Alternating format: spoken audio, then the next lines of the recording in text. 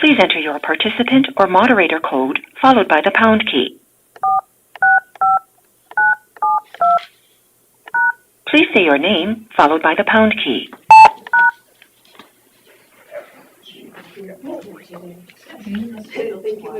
I shouldn't be here, but I am. All right, we'll say the Pledge of Allegiance. I pledge allegiance to the flag of the United States of America and to the republic for which it stands, one nation under God, indivisible, with liberty and justice for all.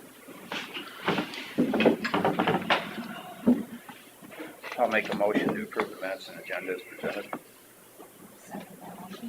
Mr. Derby and Secretary Smith to approve the minutes and agenda. All in favor, say aye. Aye. Aye. Okay.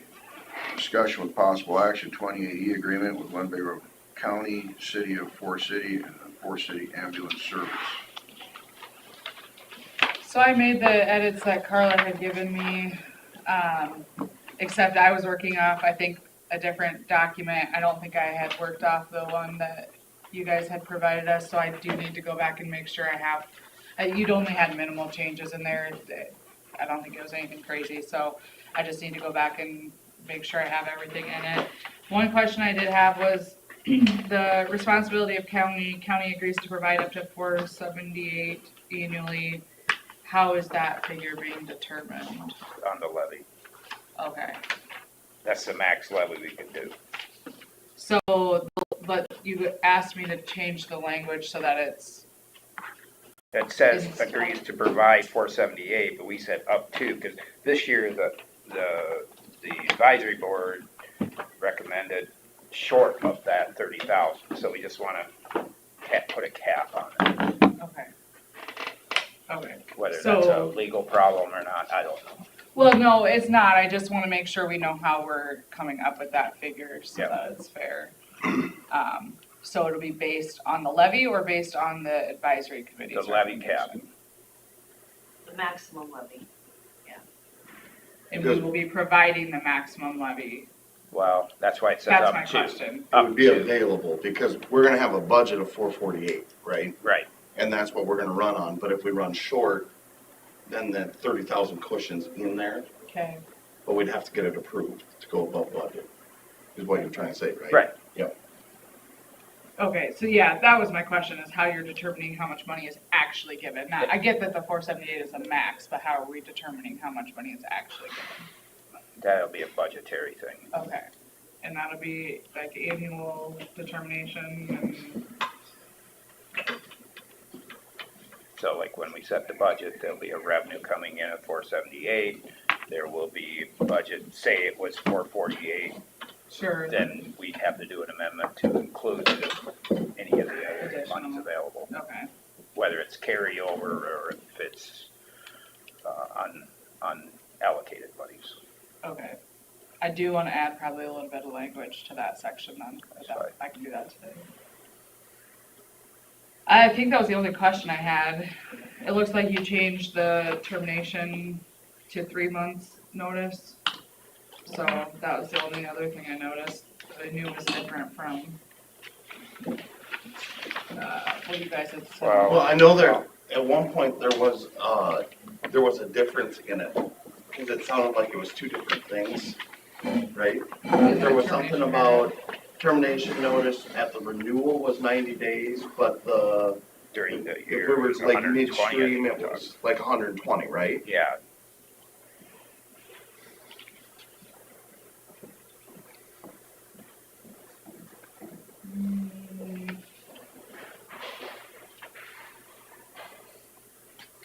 So it's under 2, I suppose. Okay, so yeah, and that's where I'm looking. So it looks like we cannot terminate this first year unless there's default. Like through June 30th of 2024, unless one of the parties is breaching the agreement, obviously. That's how it's written as of right now. And then it will automatically renew for 1-year periods unless we choose to terminate 3 months prior to the last day of that. Or 1-year rewrite the renewal. agreement somehow. Yeah, or by agreement, obviously. You can always terminate by agreement. That's never a problem. But it's if one party is wanting to terminate and the other isn't, then I want to make sure we have clean language. And we can always terminate for breach, obviously, too, Right. but. So. I think that's a little different than what you said. But I thought there was a part in there, was it number 2? Like there Number said- two, That's what I I'm think looking. just at least written notice is given at least 3 months prior to the last day of this agreement. Okay. That's at the end of the agreement. That's for the automatic 1-year Yeah, I renewals. was trying to see if there's another place. But I don't see anything, Because if it'd be part of that section, it says duration and termination. well, yeah, it should be in there if that's what you're talking about. So are you wanting a provision where we can just terminate with X amount of days notice, any party? They'll just that- give you notice in I 4 think that months. was the understanding of the discussion. Yeah, the 120 days Okay, outside of the end of the, End of the contract. and that might be because I think I am working off the wrong draft here, Yeah. so that could be my problem. but it's not really written that way in here, so it's just No, it's not. highlighted is all it was. Okay, so 120-day notice termination from any party for any reason, is that what I'm hearing? Mhm. Yeah, I think that was what the discussion Okay. was. And then Terry, would- can I make a copy of your, just so we, Mine has lots of notes all over it. Is that the one that you probably Yeah, worked let me off of? just- Yeah, that would be helpful. Sorry, I don't know why I grabbed the wrong one. We've had a few. So I don't know. Yeah, So would you have a separate clause in there for the end, 90 days before the end of the contract also besides that, or? well, yeah, we could, so that it doesn't automatically renew. Yeah, let me think about that when I'm adding the 120-day verbiage to see if that makes sense to keep both. It's not gonna hurt anything to have either option, it might be a little redundant, but.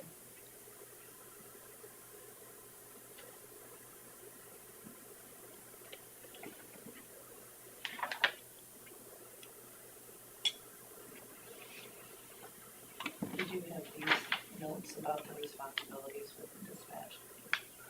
I'm not sure, I don't have it in front of me right now. I'm gonna say, did you get it cleared up with the auto, is that what you're talking about, the auto dispatch? Mm-hmm. For calls originating in Winnebago County? Which But number? the way that we discussed is, Number it 5. should be a separate agreement for you guys when you go out of the Yes, county. It's not 100%. our agreement that covers anything out of the county. Yeah. So number 5 reads right now, FCAS agrees to provide staff and manage the county-funded EMTs and paramedics to the best of staffing availability and maintain 2 response units and supply to ALS auto response to Winnebago County dispatched calls. That's what we talked about. And Is that right? I think kind of what they were trying to say, and where I could see it being a little bit of gray area, is Winnebago County technically dispatches us to go to Worth County, and, so Oh, if we worded it more like Winnebago, Winnebago County. 911 calls originating in Winnebago County or something like that, meaning something, right? Within Winnebago County. Yeah, within, yeah. Dispatch within So- Winnebago County. to Winnebago dispatch calls. So not the Winnebago, To yeah. Yeah, not dispatch calls dispatch, within, to because- dispatch calls within Winnebago County. That Yeah, sound I right? think that would be okay. I would say 911 calls originating in Winnebago County. Yeah, because I didn't realize, you would consider those Winnebago dispatch calls. Yeah. If they're dispatched from that makes sense. Okay, I'll make that change.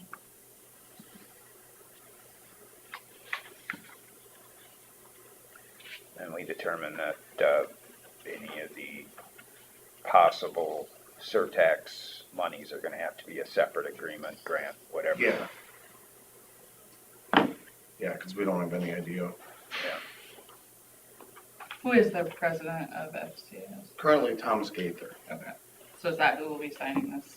Yeah, Okay, we just, signing it, but we were talking about just leaving By any position. kind of names out and just put president in there. okay. because we put Here it is. auditor of Winnebago County and city clerk of Forest City, and then just president of, FCAS. Oh, I see where you're talking. Yeah. Okay. So if we have a Well, there was role change. another, thought there was another. It's in number paragraph. 6. 6, okay, I was gonna say, no, there was another. So that would just be generic president of Forest City Ambulance, Okay. rather than named and. So you address. don't, normally you would provide notice to the registered agent, that's why I had that's the purpose of a registered agent for a corporation. That's why I had the registered agent in there and not the president. Do you think we still need to keep that in there? I would have the notice provision going to your registered agent, So how are we going to, but the signature would be from the president, which is what we already have in here. so, for example, we switch officers January 1, which will be middle of the contract. Well, and I can just leave it as registered agent without a name. Okay. So obviously, if you guys switch your registered agent, you have to file with the Secretary of State. We'll rely on whatever's actually filed on the Secretary of State website. Okay. And that's just for like termination notice, basically, is Yeah. what that paragraph's for. So is your president the registered agent or somebody else? It's not. Right now, it's- it's probably registered agent would probably be Deanne Hannah. I thought it was Mark Sounds- Haugen when I looked it up. Was it? Okay, well, then it's just been a while. Okay. I've tried to change those agents on the Mhm. Secretary of State's website. It's like a real pain in the butt. Yeah. Mhm. there's a They form need you to gotta fix fill out. that, fix it now. Well, I that's mean, only Mark wasn't even with service. Yeah, Mark's retired. But that's the purpose of a registered agent through the Secretary of State's website is for notice provisions. Like, that's who we would serve if we were suing someone with their registered agent. So that's why for notice purposes, I think we keep it registered agent. I don't have to name who it is, but it's gonna go to whoever is listed as your formal registered agent on. Okay. I was gonna say, the other thing we could do that is a registered thing for EMS is the service director, and that's registered through the Bureau office in Des Moines. I don't know, Okay. but I suppose if you gotta legally keep it registered agent, then That's, like I said, that's who we would serve. I'll just wander up That's- the third floor and figure out how to change it. Yeah. I can show you on Okay. if you stop up, yeah. And maybe I looked at that a long time, maybe it's been changed. It probably hasn't, to be honest with you. Okay. So I don't know if you can change that just when you file your like biannual report, when you change all of I've your tried. officers. Yeah, I was gonna say, I think we tried last year, cause we noticed it was way out of date, and apparently it hasn't. I had that Oh, problem really? with a nonprofit elsewhere where my Okay. wife was the registered agent and we tried to transfer it and then we're still battling that. Work very well. You're still the registered agent. Okay. Just make Spencer, he's a lifer, you know? So I still had a couple question marks on number 8 about the response vehicle. Did we get that all figured out? Did we say that was, you're talking about the one that the grant came for? Yeah. Is that gonna be a separate agreement? I think it needs Well, I to don't be know what you guys are talking about. a separate agreement. That, we got the mental health monies for a vehicle Oh, to the county. gotcha. I think it should be outside of this agreement or Yes, 100%. don't complicate this agreement with it. Yeah. Yeah, number 8 is just standard paragraph. I put in 2080s. It's required to be in there. If we're sharing property, technically, like ownership of property, then we have to do all sorts of different stuff. So I try to, it's cleanest if we can keep all property, like Forest City Ambulance owns XYZ, we own whatever. Yeah. Does that make sense?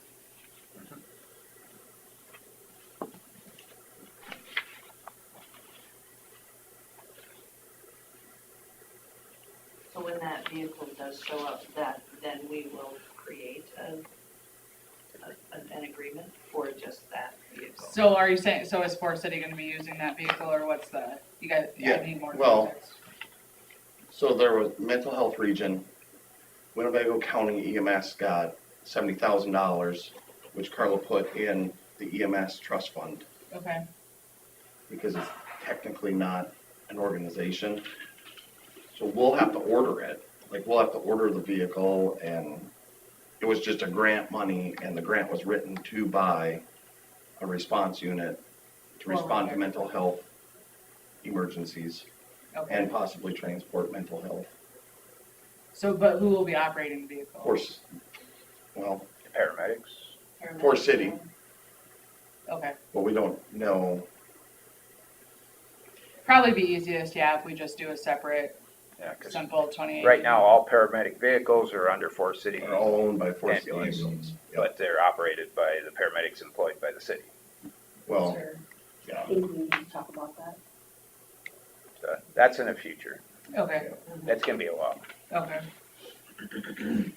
Well, in regard, like, so under this agreement as it stands, it would just remain the property of Winnebago County with Forest City using it. We just need to make sure whatever insurance Okay. covers, you know, everything.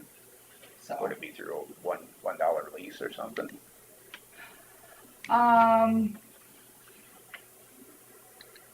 Lease agreements work great in deals like this. You can shift liability and shift, responsibilities, and lease agreements work great.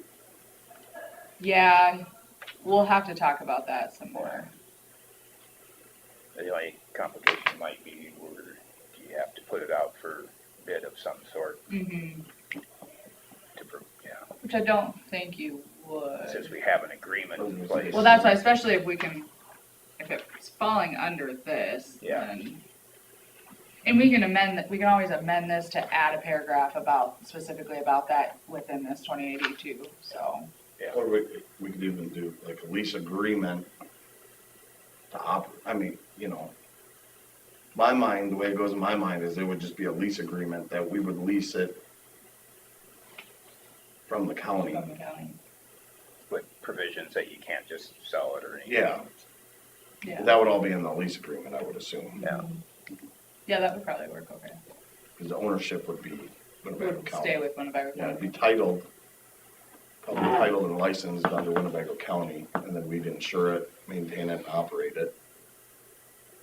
Or however that would work out. Mhm. We'll look into that. I mean, there may be other ones in the future too, so figure it Yeah. out. Is there any other property that's gonna be weird? Shouldn't be, right? Not yet. Everything, okay, not yet. I mean, yeah, right now I wouldn't think there would be. Because all the other equipment you guys are, Yeah, we already have two stocked You know, response units, so the equipment would go in. I mean, we bought some equipment preemptively, but what the grant was written for. okay. But other than that, yeah. I think we should start with a base point here and work with it later. Mhm. Yeah, I can make those changes and send them out. There wasn't anything else I had a question about, so unless when I look through the one that you guys had sent us and see a discrepancy or something, I'll make sure I have all those incorporated too, but so otherwise I think. one thing we were kind of talking or thinking about, is there a reason to have the city of Forest City in here as the employer of record? In the 2080 agreement between Forest City and the county to provide the paramedics and funding? Well, if they aren't, then you're not gonna have vipers, are you?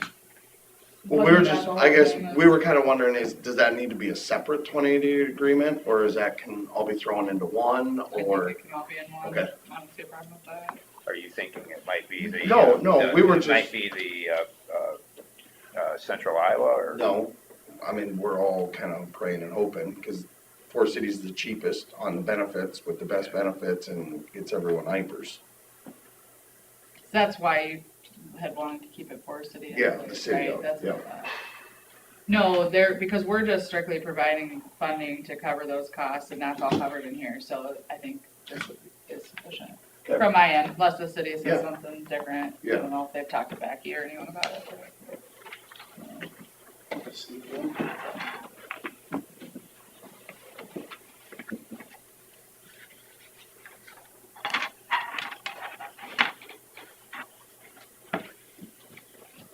Anything else on that then? Not that I have, I'll get those changes today and send them out in an email to everyone. Thanks, All Kelsey. right, thank you. Thank you, guys. Thanks, guys. Unless you wanna stay for drainage. It'll be fun. I'm going voting.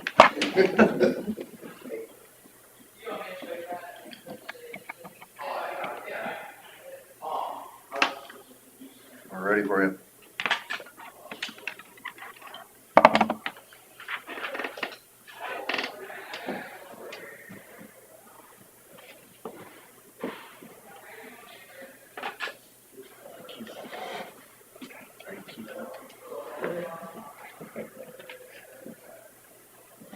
Retirement isn't as tiring as you think. I tell people I get retired every day.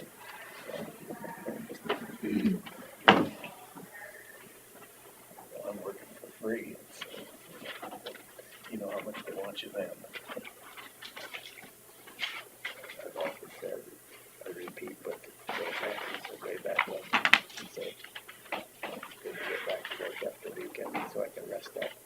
Sometimes I think he just go to work, he said I'd have to come home and rest up.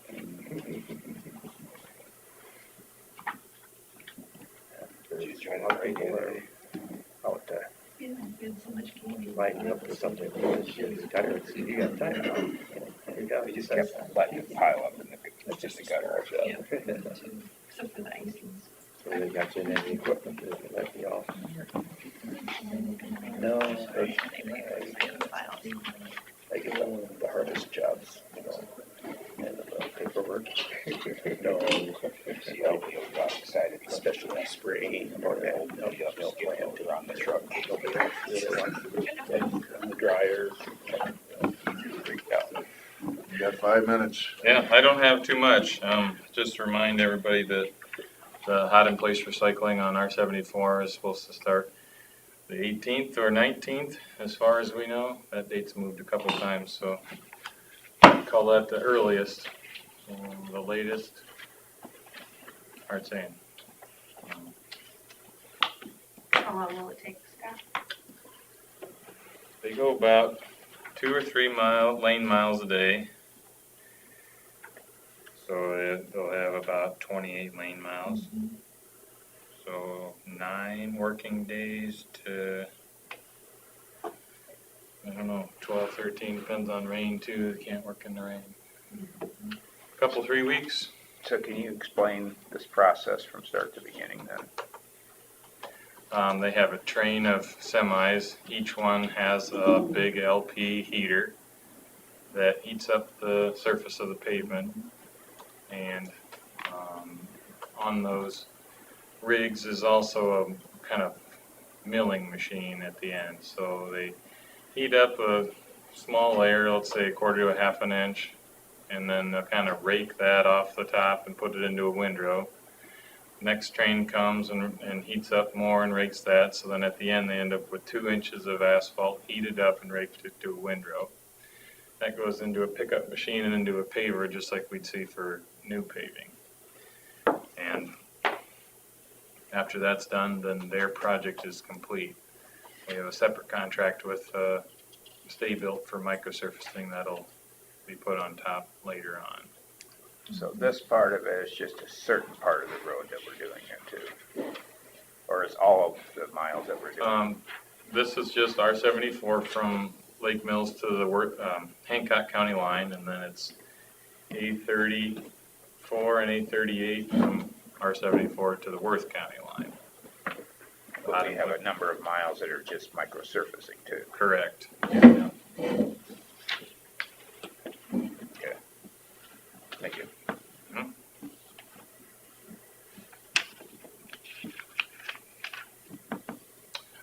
And that's all I got. We had a pretty slow week with short staff and only 2 days last week. We still have 2.5 minutes to kill, so come up with something. Mowing? Yeah, we've been mowing on the gravels. Started a little bit earlier this year on that, but working out, getting about halfway through that. Some guys are rotating, the blade guys. You have some territories are done. Yeah, a couple territories are done. As long as you have minutes, could I interject something? You sure can. We're getting an awful lot of wild parsnip in the ditches. Is that something that could be addressed? How much, Jim, how much would you?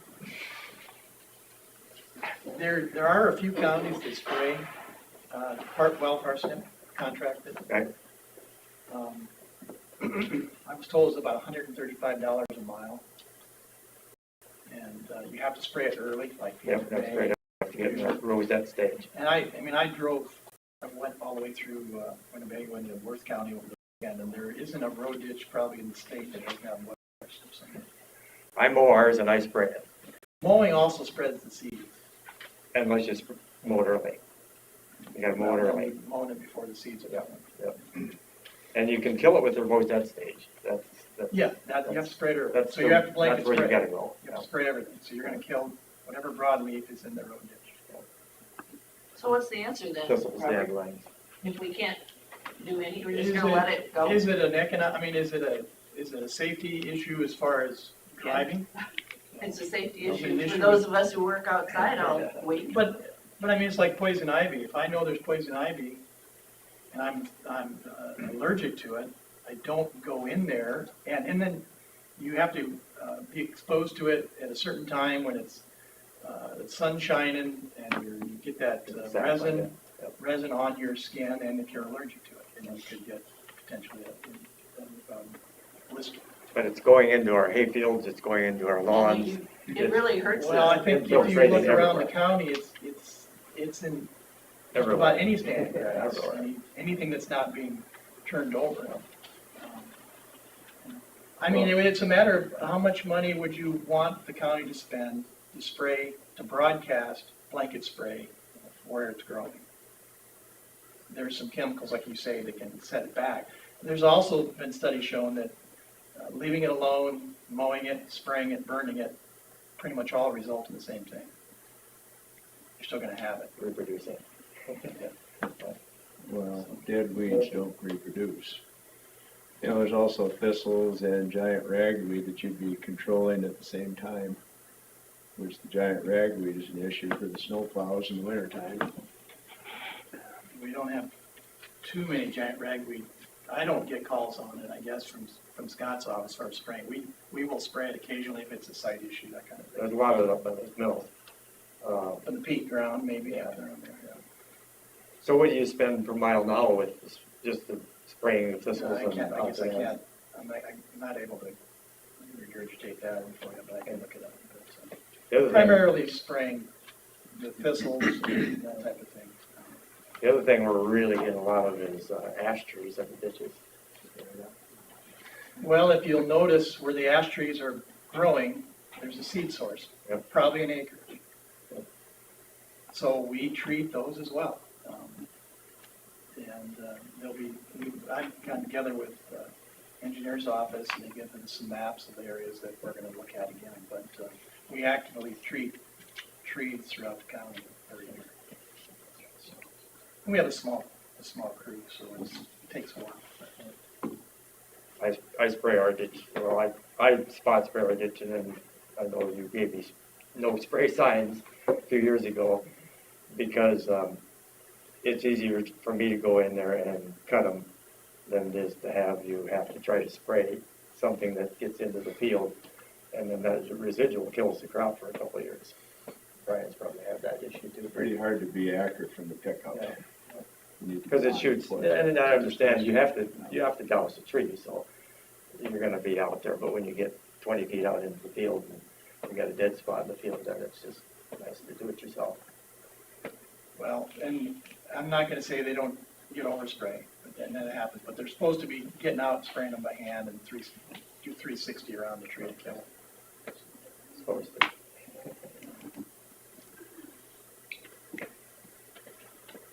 Parsnip is just really going wild. That's That's probably what it's costing them right now. Okay. So that's actually pretty. So if they could just Change there. Just blanket spray instead of spot spray.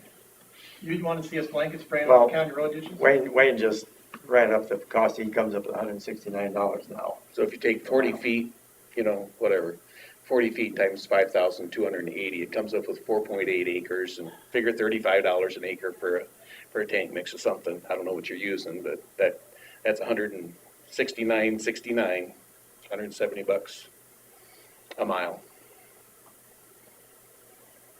Yeah, I think I said 135, so. And that was from a contractor. Doing the work. That was for everything. That was applied. Yeah. Both sides. Pretty reasonable. What kind of rate was he using? I couldn't tell you off the top of my head. It's a challenge though, sometimes is the contractor available when we need them early in the year? You know, And that's the key, is it's gotta be early, and before some of the other stuff is up, it's gotta be early so you get done with it.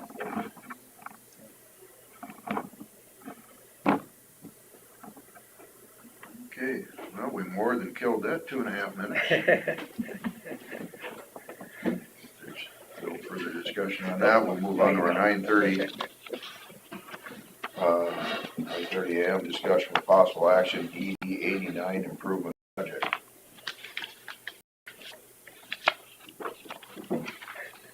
Morning, everybody.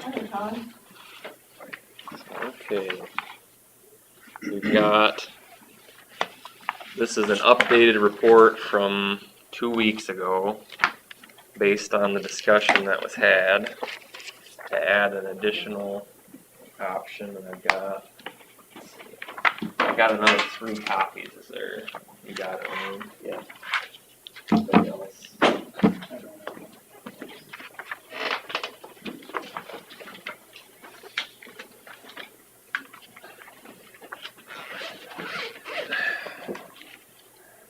Got the updated pre-class report too.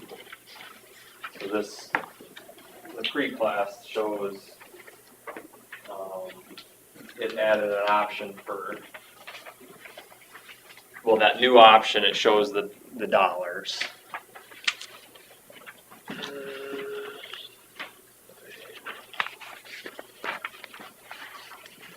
missed a copy of this, but I guess I only got 2 copies. I don't think I should need one.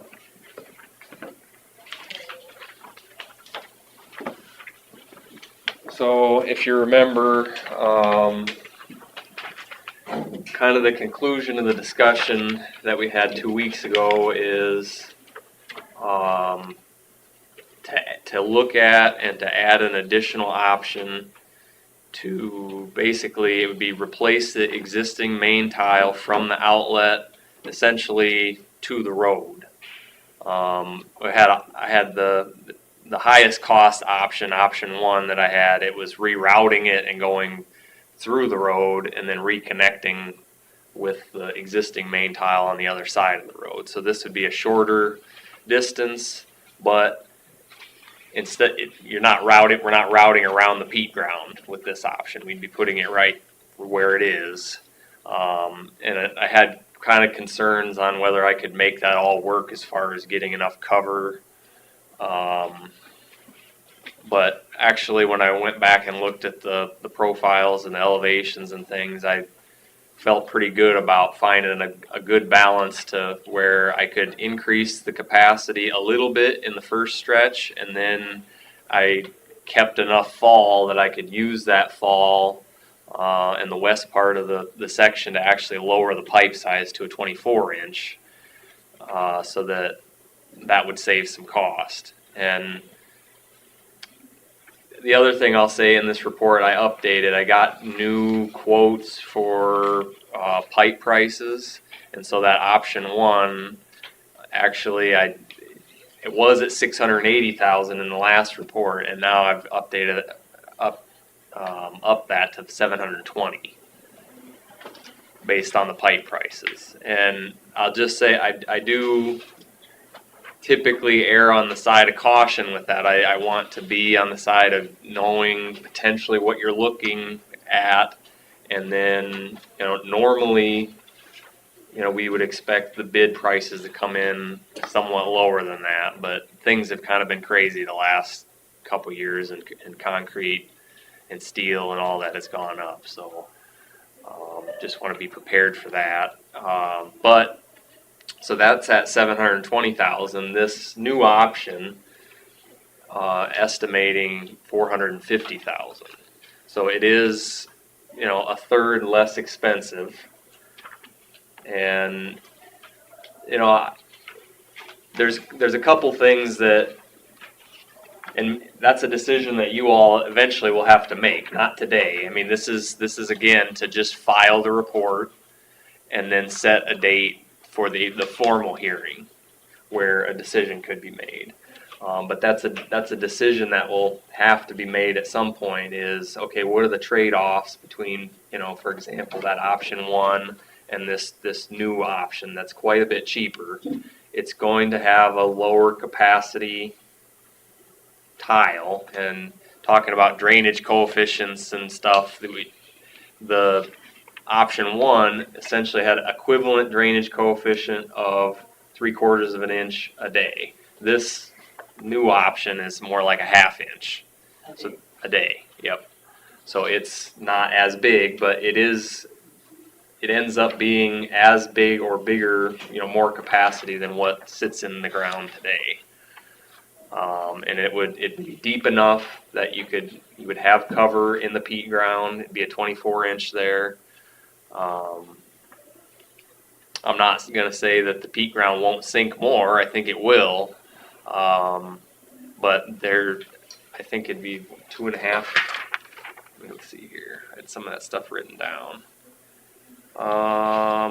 We should have a minimum of 2.5 feet of cover over that 24-inch tile. So yeah, it's a little bit, it's less as far as capacity. And then it was interesting. One thing I hadn't really thought about, but I just want to point this out, is that a third of the district is in these restored wetlands and state and county owned ground. And, when I look at the design of this, one of the reasons why I'm not proposing a bigger pipe is because of that. And when I say equivalent drainage coefficient, I'm actually not even accounting for those lands. I'm just excluding those from the equation. And maybe that's not the perfect way to do that, but one of the reasons why is because when those are typically going to be running is right after the rainfall, when there's runoff and they fill up and it dumps over and back into the tile. And then that should be done. And then the rest of the tile system, a lot of that, unless there's intakes and stuff, there's a little bit of a lag there where that system needs its, the most capacity a couple days after the rainfall event. So that was kind of how I looked at it. But if for whatever reason, unforeseen, that those lands ever would come back into production, which, how likely is that? Probably not likely, but is it possible? Yeah. Then this new tile, wouldn't be adequate. And that's just something to keep in mind with all this. So the 1/3 that you would call the wetland, is that permanent wetlands, or is it a CRP wetland? Well, I would say it's not like somebody else owns it and put it in an easement, like a 30-year easement or a permanent. It's state owned or county owned ground. Okay. So I'd say that's permanent. Yeah. But there are some privately ones around that Yes. are permanent also. Yep. The stuff that I'm talking about, and from what I can see, the stuff in the district is almost exclusively state or county owned land. There might be a little bit that's owned by a landowner right pretty close to the outlet, but not just a few acres. Woodland doesn't drain either, because that tile was abandoned. That lateral That'll be 6B. Yeah. Yeah. 8-inch that was abandoned, so we don't have any tile to our woodland either. I think I noted that in the report, because I looked through all those wetland plans to see what was done as part of that, and there was a couple different ones where they routed the existing county tile around the wetlands and then or put non-perforated so that it's not contributing to drainage. They replaced some of that, and then there's a couple of them that were essentially destroyed or rendered unusable. 2 different laterals, lateral 8, and I believe that the other one was 6B. Yeah, 6B. That's the one that goes to our land. Yeah. So in any case, that's kind of a quick description of what changed in the report from what we talked about 2 weeks ago. And again, this is to file the report and then schedule a date for the hearings and then start the process of sending out notices and publishing it in the newspaper and that. So is there any questions or discussion at this point?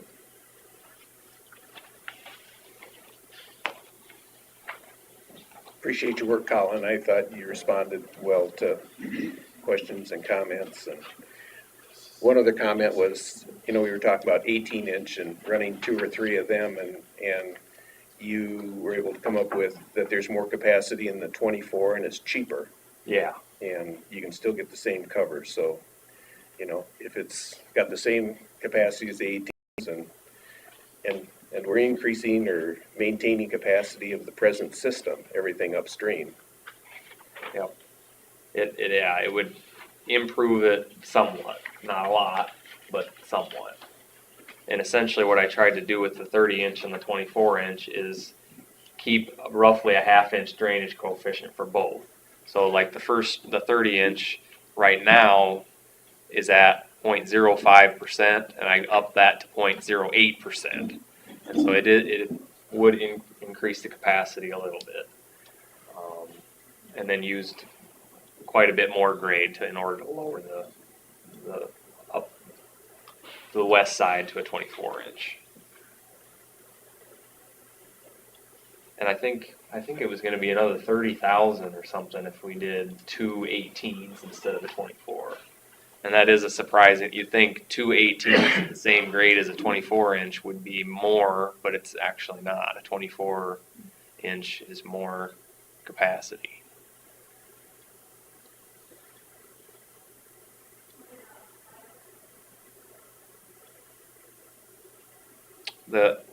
One other thing I want to mention. One thing I had a concern about is if we use up all that extra fall that we gained to go to a 24-inch, I was worried that if we use that up, like on the west side of the road, there is peat ground there, and I remember discussions in the past was that there's never been a problem there. But someday, if there was, if we use it all up now to lower it, you'd have limited choices on what to do because you wouldn't be able to just relay it in there. The bottom of this tile is going to be 2 feet still lower than what is existing there. So there will be some ability to lower that. That'd have to be analyzed separately, but to either lower it through the peat ground on the west side of the road or to do what I had looked at with that option 1 and to route it around. So different things could be looked at there. But I had my doubts as to whether this would all work. I mean, it's an idea until you go look at it and look at the elevations and look at the grades and the capacities, and I was quite pleased. I felt like, you can save a lot of money with this. There are, it is a lower capacity and it is still through the peat ground, but with all things considered, to get this done for a third less, it's at least something to think about. More options is better.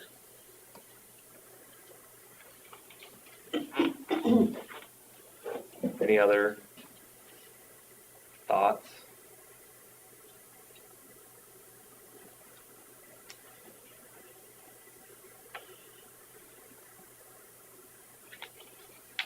If a parcel is owned and it's enrolled in the wetlands program, there's no production crop happening whatsoever.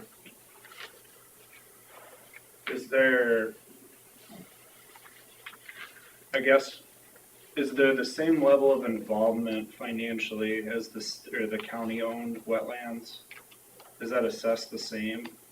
Because the assessments per parcel that were sent out are based on like value added, for lack of a better term, to each, based on size. Value added. Technically, like in the code, it's based on benefits. So I guess that's one way you could you could view that as value added benefit. Yeah. Yes. In my mind, it's a synonym. Yeah, it's very similar idea. So yeah, it's based on that, and for the county and state-owned lands, there is in the code when we do, and all these numbers are preliminary, and if and when this project is done, whatever is done, following that, there'll be a reclassification where it's determined, like formally, how the stuff will get paid for. And as part of that process, the code requires for state-owned, like state-owned wetlands, publicly owned wetlands, that you factor in that they're not going to use this for farm ground, so it's only the benefit gained by taking their excess water. That's an example. For a privately owned parcel that's in a wetland easement, it's a little bit more complicated, especially if it's in like a temporary easement, because someday that could be returned to cropland.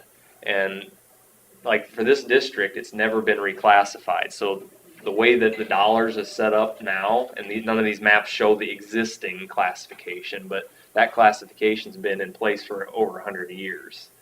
And so when you think about it on a 100-year timeline, a private parcel that has a wetland on it, I guess it would depend. If you have a permanent wetland easement, then that's, I think, a different story. Because if we're strictly looking at benefit and it's going to be a wetland forever, then the benefit is less than agricultural land.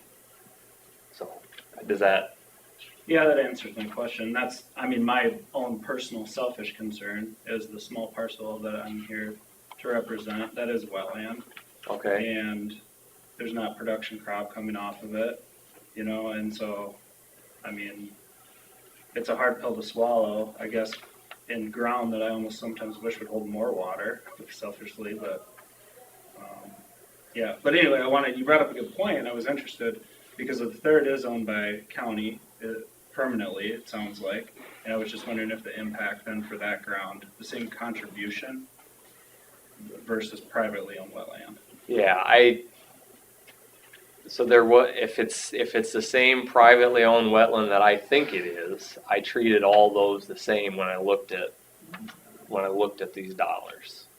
So there was a reduction given to the state and county owned lands that are restored wetlands, and also the privately owned. And then I did actually that same reduction I did apply to the wooded lands there. It's been wooded since we go back to the 1930s, and it's been woods. It's probably going to be woods Long forever. before that. So that same reduction was given to that as far as looking at these. But again, it's preliminary at this point, and in the final, it's not just going to be me. It'll be me and two landowners that don't own land or not interested in land in the district, so essentially unbiased, but us as a group has to say this is the fair way to do this based on benefit. So right now it was just me as a preliminary to help you all get an idea of what this would cost, because if you just put the dollars on the existing schedule, it's worse than useless. It's misleading. So this at least gives you a better idea what you might be looking at. Say, Colin, I know you're mentioning state and county, but the county has about 14%. So we have 140 acres. And the state, they have a different percentage. As the county goes, we have 140 acres in the stream.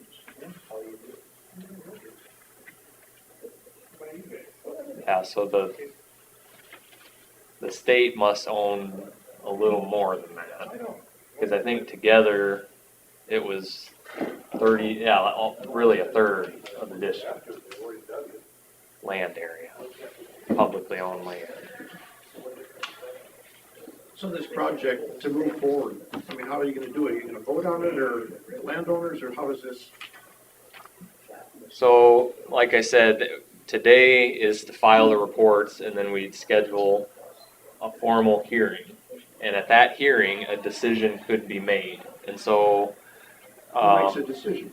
so there's two steps to that decision-making process. The first step is to look at landowner input, which if a landowner is opposed to the whole thing or opposed to certain options or whatever, you can write an objection in. I just asked it. And if the objections from landowners add up to a certain threshold percent, which is 50% of the population that has to own at least 70% of the lands, then for an improvement, you can't do it. Basically, it's a vote by the landowners to not do it. But this one's a little bit complicated in that if we don't do an improvement, we have to do a repair. And it's required, and that step doesn't work for a repair. And what we've talked about in the past is a repair is not a good idea because it's kind of a waste of money. I mean, you've got tile that's practically on top of the ground, and if you do a patch job, it's a little bit like throwing money into the wind. But regardless, that's the first step. And then if remonstrance isn't met, then the Board of Supervisors, who are the trustees for the drainage district, have a vote. And so they essentially would decide then how to proceed or not. So that's kind of the process. Okay, so the only reason I came is I see this letter and I see the state and the county that you're reducing their fee or whatever on that. I just don't understand it. I mean, they're still dumping water into that tile. Right. And If you get a 3-inch rain, them overflows are gonna go in. That is the timing where we're gonna get drowned out. I'm up on the top end. And my outlet goes through all that state ground, and it's all grown up with trees. And anywhere them tiles are spliced, the roots are gonna grow in, and it's gonna be nothing but a headache. So my outlet is crap, pretty much. Even though it's non-perf down through there, anywhere them tiles are butted together, spliced, whatever, the roots will grow in. And you've got the tree roots and the trees and the willows, everything's grown up on it. And the amount of tile that I've got on my ground, you're talking, they're just good. The only water that the state ground takes in is the water that goes in the overflow. The ground that I've got up there, that I represent, has got like maybe a little single clay tile going up through it. It's not pattern tiled, it's very, very minimal, and it's 80-year-old tile on this, up to like a little pothole with an intake. And then they're assessing me for the whole area. So how do you pick and choose on how much dollar amount, when I've got one little tile running up to a little pothole that's dumping in like a little 5-inch tile? Yeah, there's a lot to unpack with what you're saying. Well, I'm just trying to be fair, and then in the Yeah. next breath, all of a sudden you're telling me that this vote's gonna go on, and you're gonna say that you're gonna charge the county and the state less money. Well, they shouldn't be able to vote then, to a certain extent. I mean, if you ain't got skin in the game paying for this thing, why should you be able to vote your acres? They should reduce their amount of acres or whatever, or their voting. So one thing is with the state and county owned ground, it's not just giving them a free thing off. I mean, they do have a lower benefit as compared to cropland. So if they have a lower benefit, they should vote lower too. They should be able to vote their acres with full voting rights. I mean, they basically control this project. When we do the remonstrance vote, Yep. the county has never had a vote in that. We take ourselves out of that vote. Okay. So we And the don't, state has never and the state weighed in. doesn't vote So on they that. won't vote either. So it's just the landowners Okay. themselves. But my What do you want? question That is, answers that then. if you need 70% of the land to create a remonstrance and 33% is owned by government. We take the government out of it. We let Oh, the- that's, We take okay. we let the landowners From vote. the formula. Yeah, Okay. we take the county and the state out of the formula. Out of the total acres. Yep. What's that? They're gonna pull their acres out then. Yeah. For the For the vote. formula. So then you'll need 70% of just the private land. I don't know, Carla, if that's, I think that's the way Chris has always done it. okay. I mean, the code said, and we can look into that more. Okay, I think we better do that. okay. I do know at a previous meeting, a DNR representative was here, and they said that they have not voted on this in the past, but he said he was given authorization to vote in this case, and essentially, if I'm remembering right, he said that if the landowners essentially did not want this, like he's gonna go with whatever the rest of the people want. It may not be as clear cut as that, but, and again, this repair alternative, like, something's gotta have to be done, something. It's just a matter of what. And one reason why we're looking at this as an improvement is because even if I'm putting the same tile, replacing the old tile, I can put it at a steeper grade, so I can get more capacity, and that by definition is an improvement.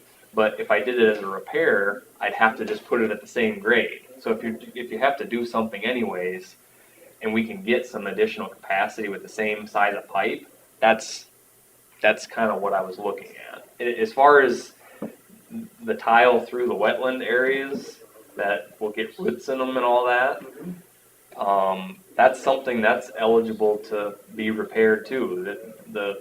We do that on other ones. Yeah, the district tile is, I mean, it's the district's responsibility to keep those in good repair. So if those are not operational, they're clogged with roots, a repair can be requested on that so that you can drain your land.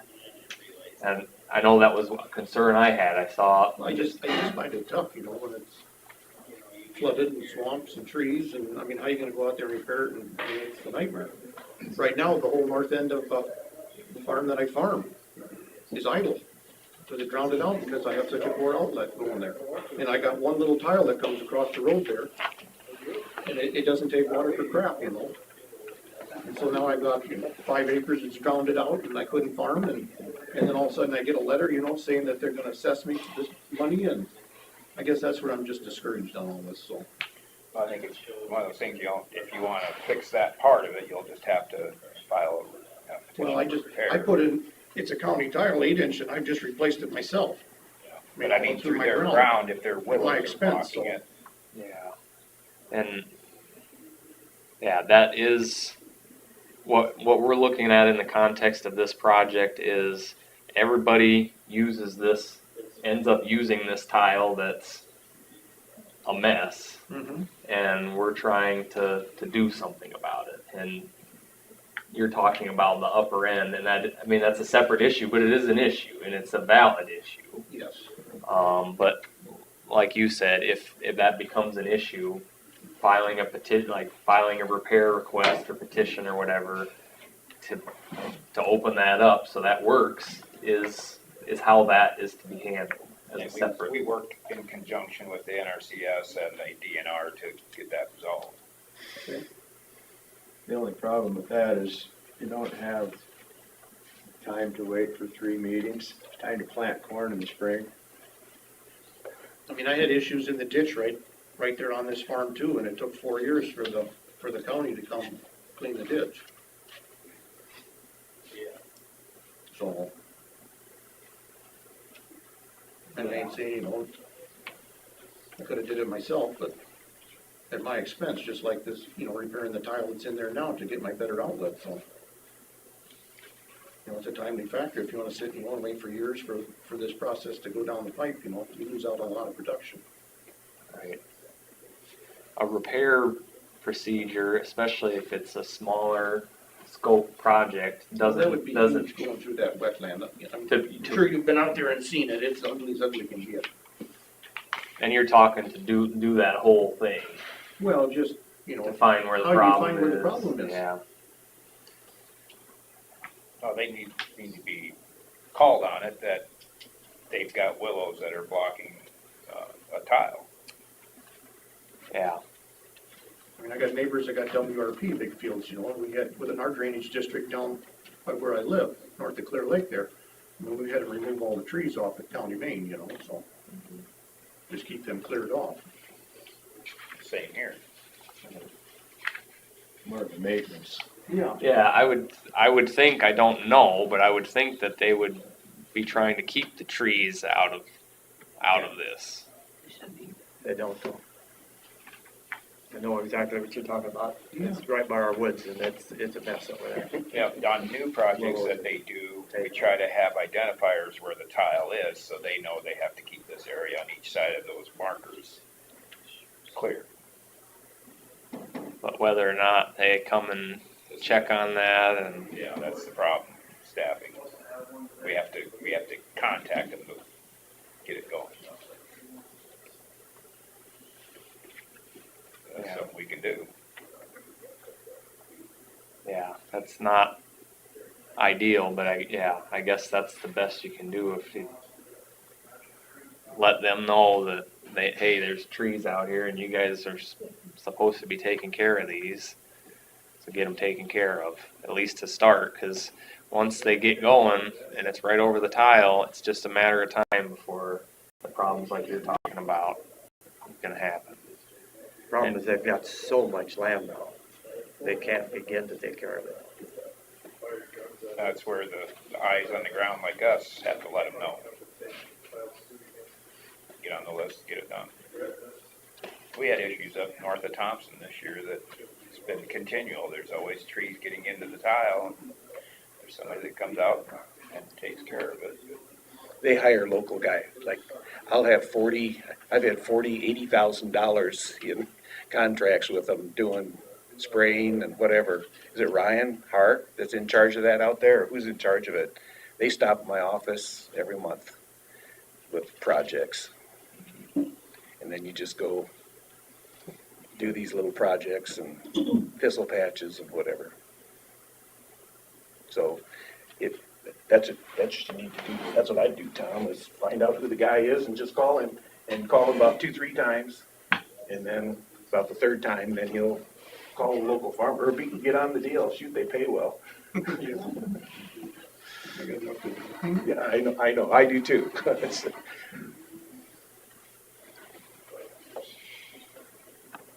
So from now until the next meeting, is there something today that has to be determined? It's just. What would a remonstrance be against? That's a good question. A remonstrance only applies to improvements. Right. And so You have the multiple report has improvements multiple here. improvements, so I would ask if people are opposed to one thing or, I mean, even if remonstrance isn't met, it's still gonna be helpful if you look at the report and you say, I don't want this option.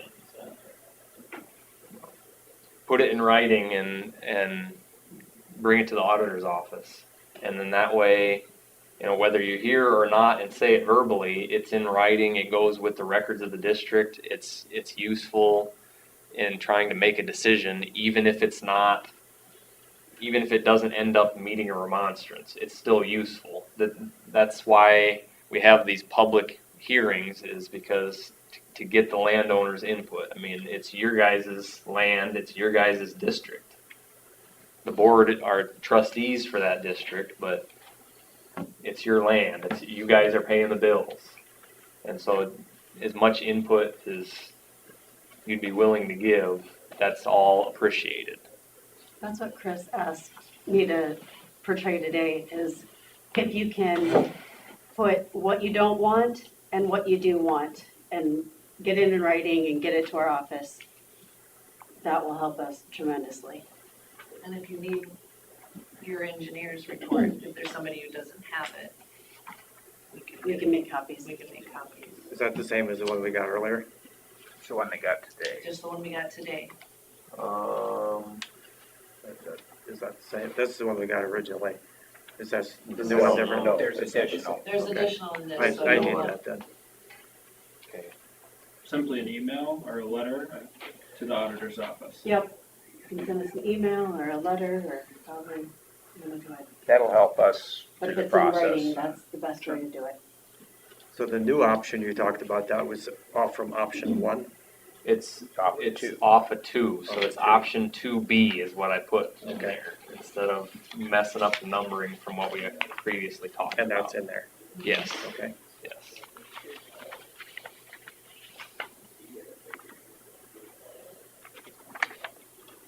All the improvements are itemized in there, so you can see it.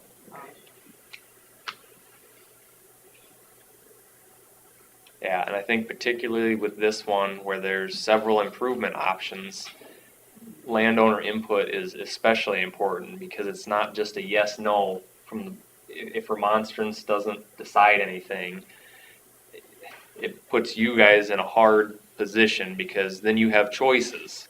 And it's not just a yes, no, let's do this. It's yes, no to 3 or 4 different options.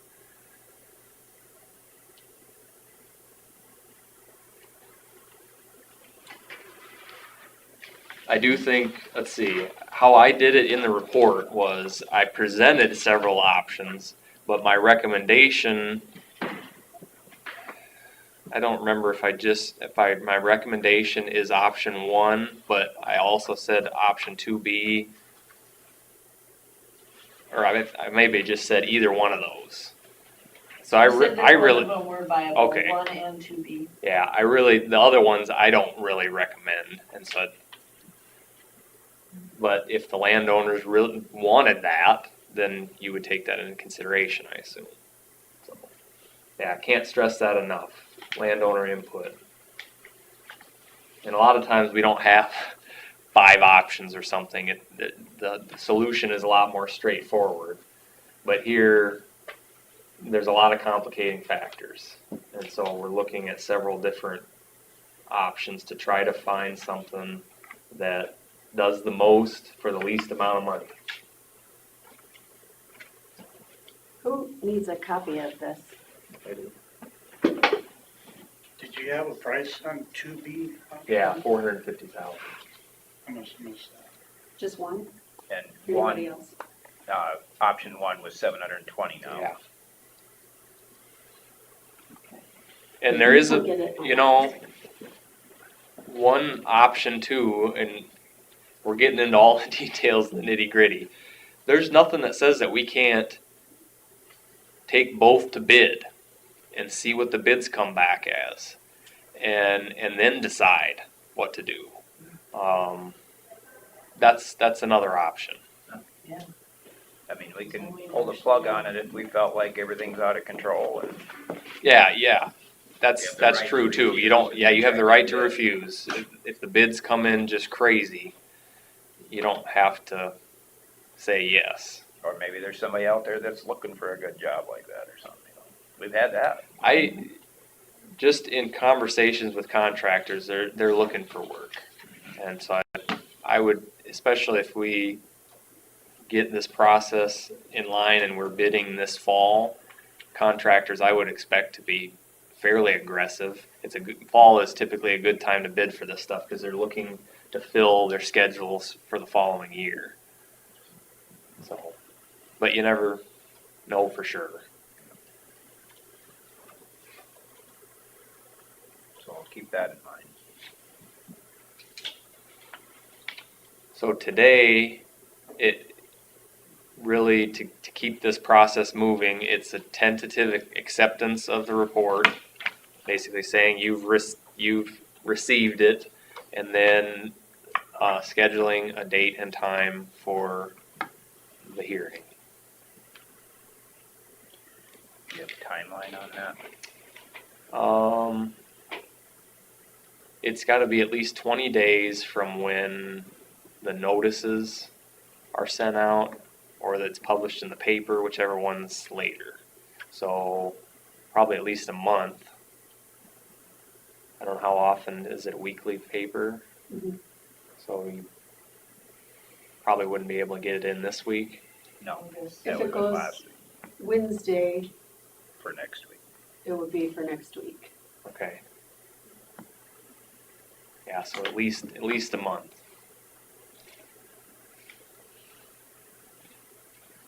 August 8th. Yeah.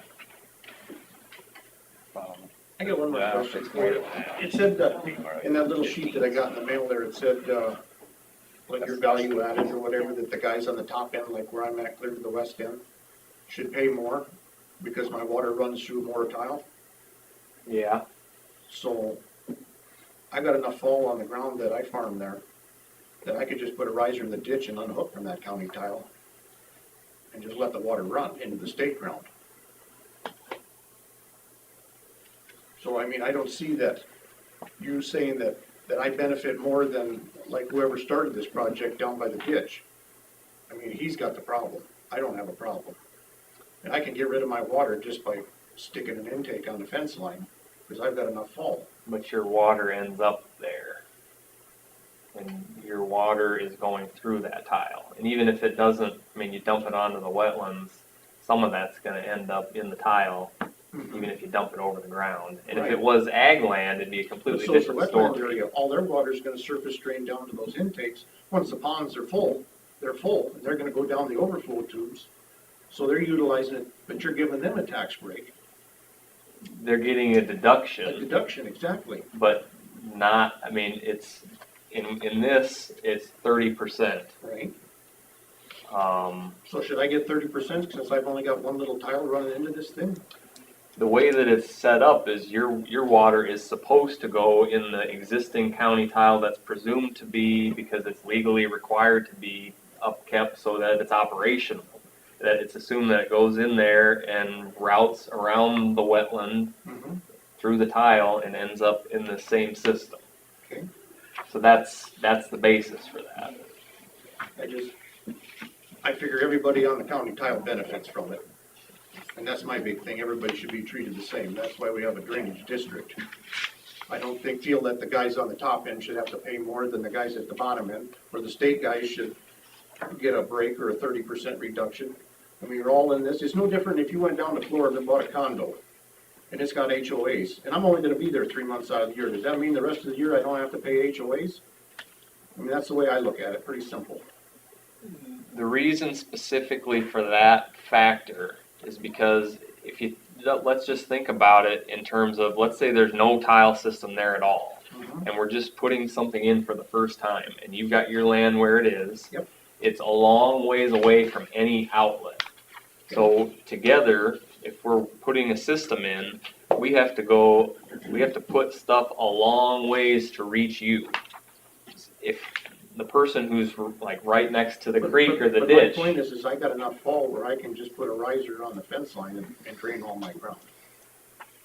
But you'd be dumping it on somebody else, and the That's drainage, legal, isn't it? it's not. You can't dump your water onto somebody and cause damage. And now, I mean, there's some parts of that that's convoluted, but if you just dumped it over the ground onto the next guy, and let's say it's farm ground, you flooded out his land, Yeah. you were liable for damages for that. They could take you to court Is that right? for that. Yes. I have a lot of that. Or you're No, no, receiving water. I get everybody's water. Yeah, I know. We all do. Well, and a trigger for that is if you change how if it's a certain way now and then they changed it where it was going underground and all of a sudden they dump it on top of the ground, then they changed it, so now they're liable. If that's always been happening, they're not. Like the lower land is responsible to take the up.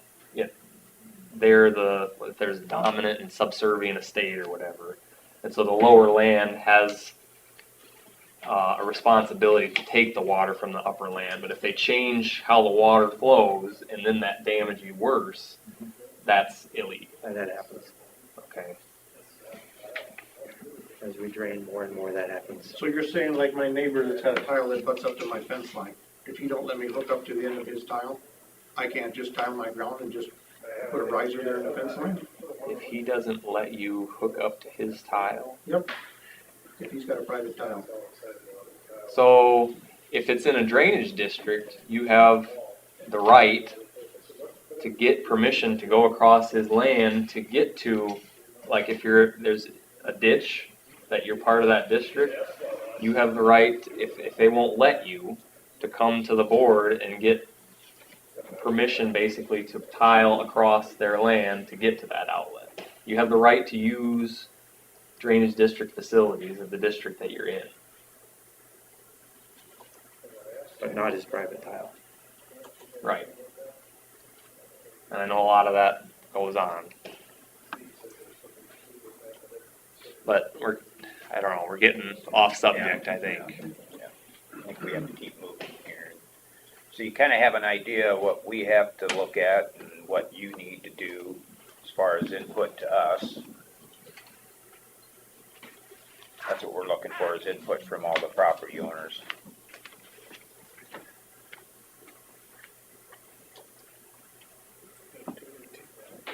So is that what you want us to relay our feelings? We want, what option we want, or we don't Well, want to do it at all? You could give an opinion on each option. Or say you don't want to do it at all. Yeah, which is all the That's opinions. an option. And that would be option 4. Well, it'd be a repair at least, yeah, Maybe a repair. which was not recommended because it's not gonna do a whole lot of good. But that's up to you guys. So we just need to set the hearing. Public hearing. Well, we have to accept the report Yeah. first, then set the public hearing. I'll make a motion to accept the report. I'll second it. Motion Smith and second for Derby to accept the engineer's report on DD 89 improvement project. All in favor, say aye. Aye. Aye. And we're gonna set it for the So we going with the August 18th 15th? or the 15th? Yeah. It's a little over a month, That would for you, Colin? Yes. August 15th at 9:30. 9:30?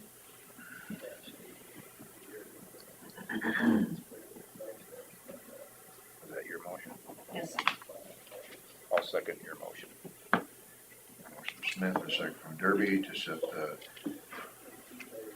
is it a public hearing? Public hearing, Public yeah. hearing for 8:15 at 9:30 a.m. for DD 89. All in favor, say aye. Aye. Okay. I guarantee you, we don't wanna do anything you guys don't want done, so it's your money.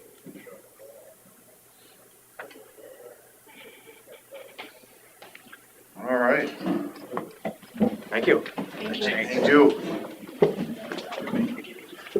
We'll move on to our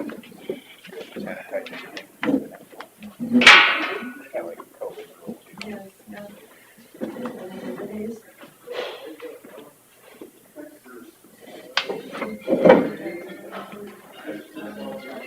well, that was a workout. That's on the list. Can we see the list? Sign it. Thanks, Tom.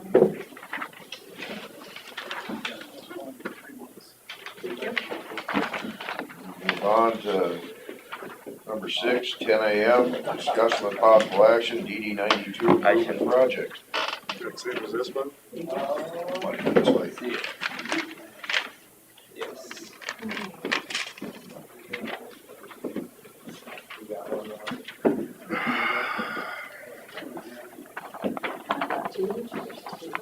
I'm good, I got one.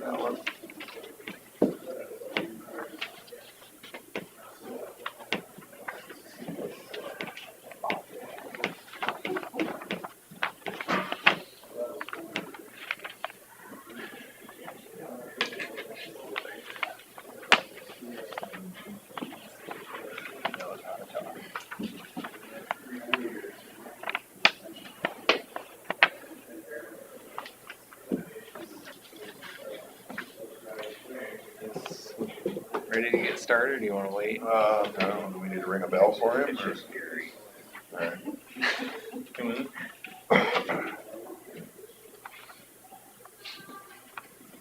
We were hoping you'd be a part of this. Me? Aren't you a landowner? Yeah, I am. All right. Okay. 10 a.m. Discussion possible action, DD 92 improvement project. So, we've had a couple of different meetings on this. We've looked at several different options. Just to kind of a recap again, we were starting on this project to remove a 48-inch culvert, replace it with an open ditch. It's open ditch upstream and downstream of it, north of Lake Mills. The digging started in April, and very fine, sugary sand was found. And it's, it's right up against the paved road, R-74, and then there's a spot where there's a big hill, Hog's Back Ridge. We're trying to fit this between the road and that. So basically now we're trying to figure out where do we go from here. There's a partial trench that was dug there's water that was pouring out of the sand, so a partial trench was dug to try to allow that to dewater. And that's been sitting there now for a couple months at least. And so we're trying to figure out what to do. This letter here, what I tried to do was just summarize the options that we really have, and it looks at the original, a standard open ditch, what was the estimated cost, and then if we just forget the ditch and we go with a bigger culvert, a new bigger culvert, if we abandon the project completely, or if we try to do this open ditch, but a modified version to try to address some of the issues that we'd have with this sand. And that is kind of a range of costs because, as we talked about last time, it's something that will have to be, if we go that route, a wait and see and see how it goes approach. There's been test holes dug, but we don't know exactly what's there and what's going to be encountered.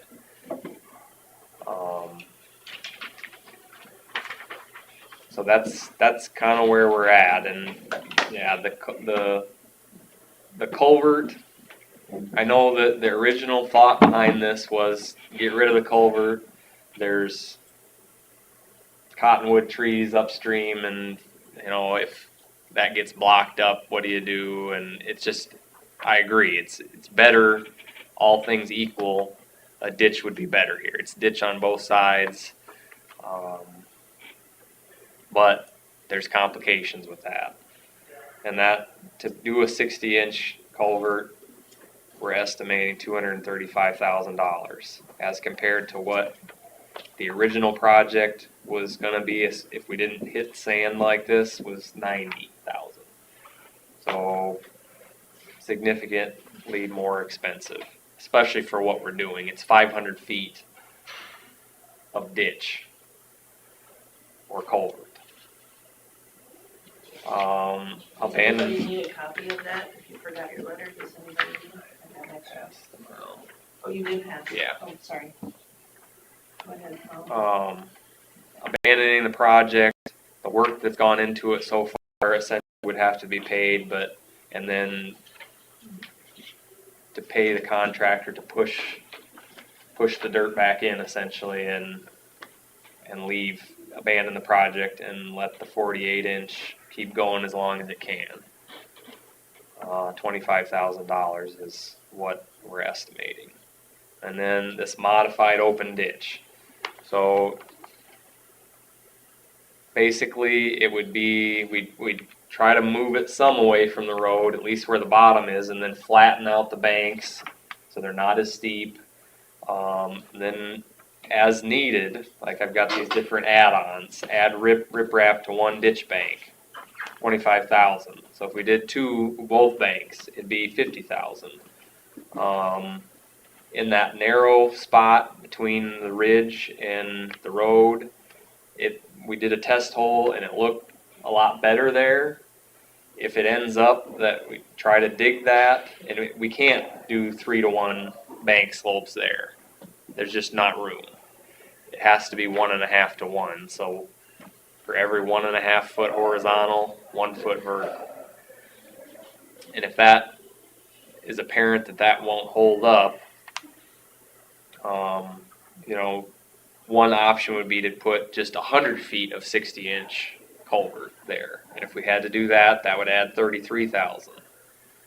So between those two things, we're looking at potentially between 105 and 163,000 for a modified open ditch option. So those are kind of the options that we have. Are there any, I mean, we've talked about this a lot. Is there any input or thoughts? What are we thinking? So on the original bid, they were supposed to take out or smash the 48-inch tile. Yeah. How much is that? Because they won't be doing that now. Right. That should be included on the. It is. The new stuff. It is. So the modified open ditch option, that 105,000, that base, takes out the crushing the existing 48-inch. And like we talked last time, our goal would be to leave as much of that in place as possible, especially one long segment as, you know, a backup. But we don't know exactly where it is every inch of the way. Right. And so we're going to have to see there too. It's going to be a field fit sort of situation.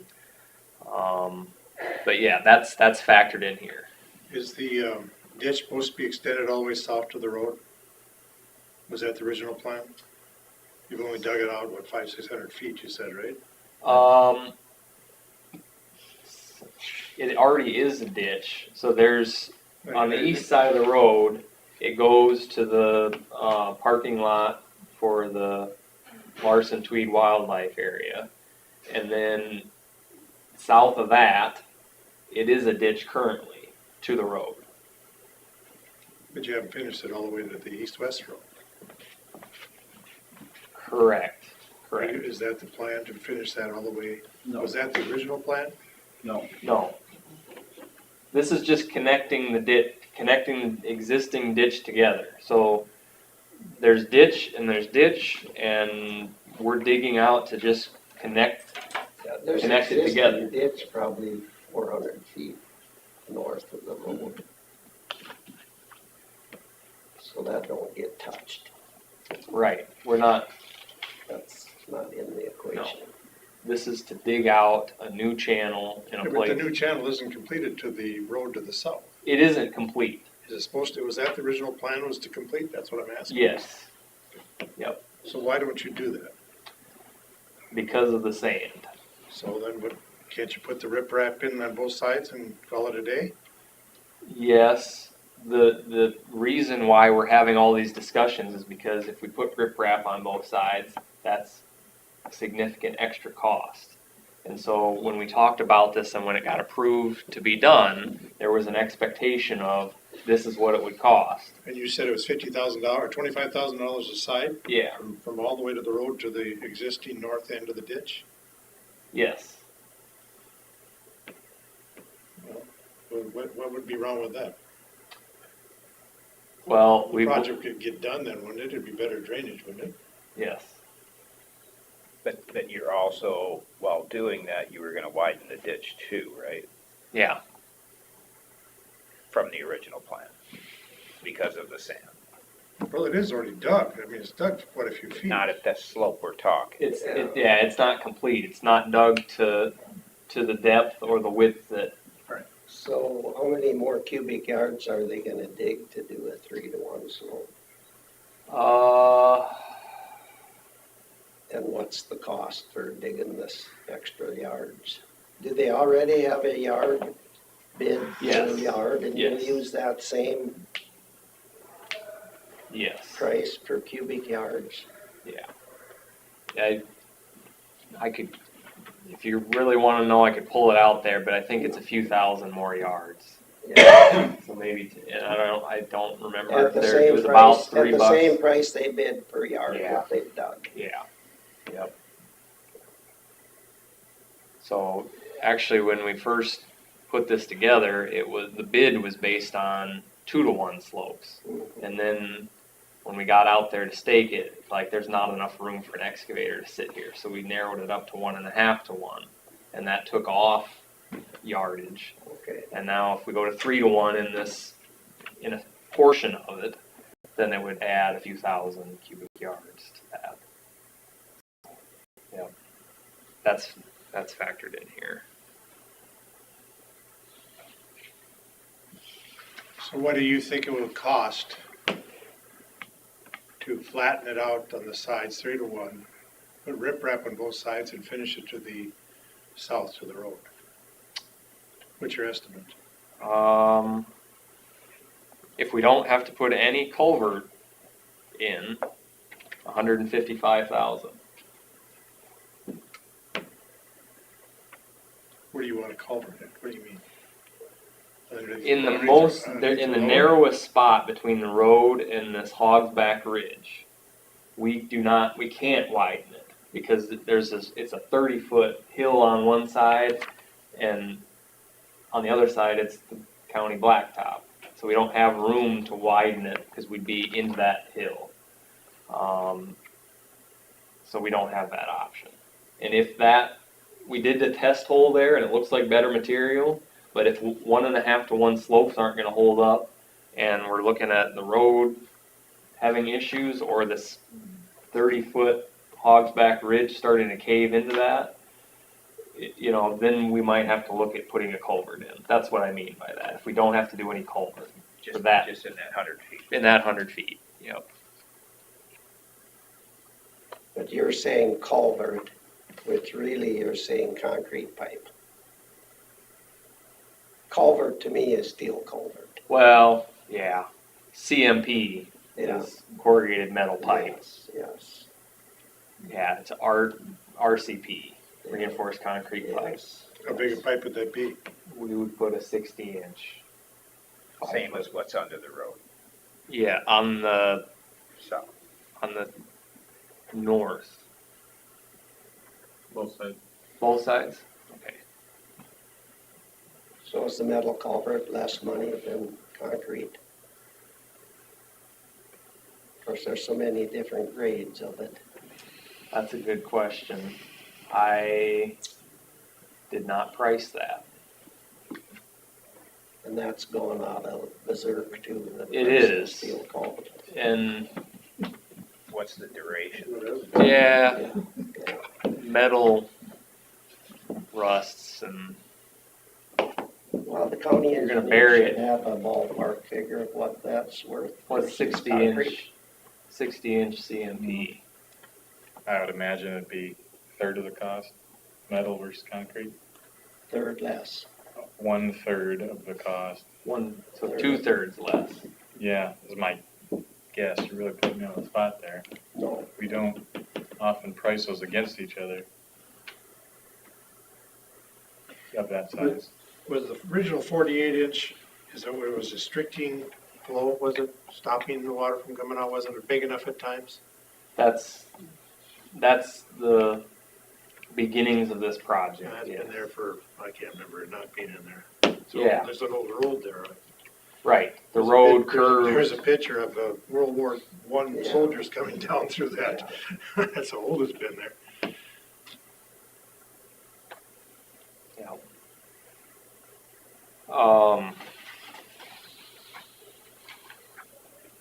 But the biggest improvement made up there was finally to get the pipe replaced under the county blacktop. That was a big restriction underneath that road. Because what was that before? It was caved in and squished and really restricted it. And now the ditch has been cleaned, the pipe in the road has been replaced. And now do we do the ditch? And hopefully they'll put a new culvert under the gravel road to the south, because that's got bad shape too. So if that's in the plan, I don't know. Yeah, let's just blame the county at this point.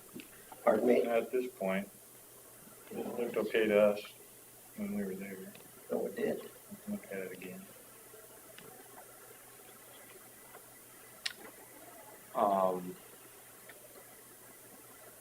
I guess if you thought putting a new culvert in was an option, we could get a price on the 48-inch or the 5-foot CMP.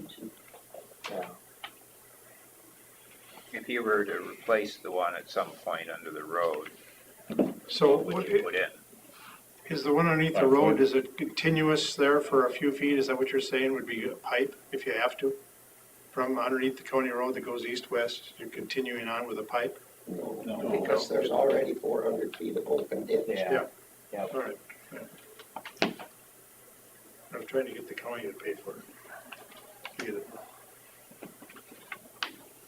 it. What material would you use under the road? Under the road, gravel road, we would usually use metal. Unless we're putting pavement over top, we would usually use concrete or something better. Does the restriction of that pipe underneath that gravel road create water on one side where it restricts the flow, or does it build up Well, there? it don't make sense that there's 60-inch under the blacktop downstream. No, yeah, you want it all to be the Restricting same. it with a 48-inch. But does it actually back up there? Yeah, it does. I don't think Big that's rains, right. of course, yeah. I don't think that's right. The whole area sucks. It's peat ground back from all the way back. So it's- Because I mean, the 48 inch is also the weak link in the chain, that's why we're here. Yeah. And if that 40 or that other one is, what size did you say it was underneath the gravel road? There's 60 under both, as far as I know. Well, it sure don't look like no 60. No, it doesn't.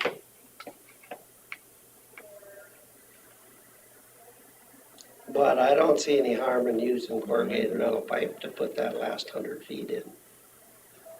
Oh, I would sure like you to research that and come back with a quote.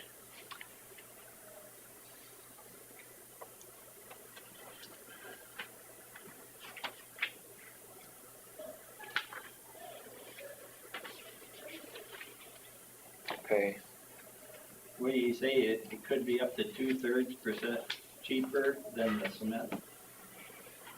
Or a third cheaper?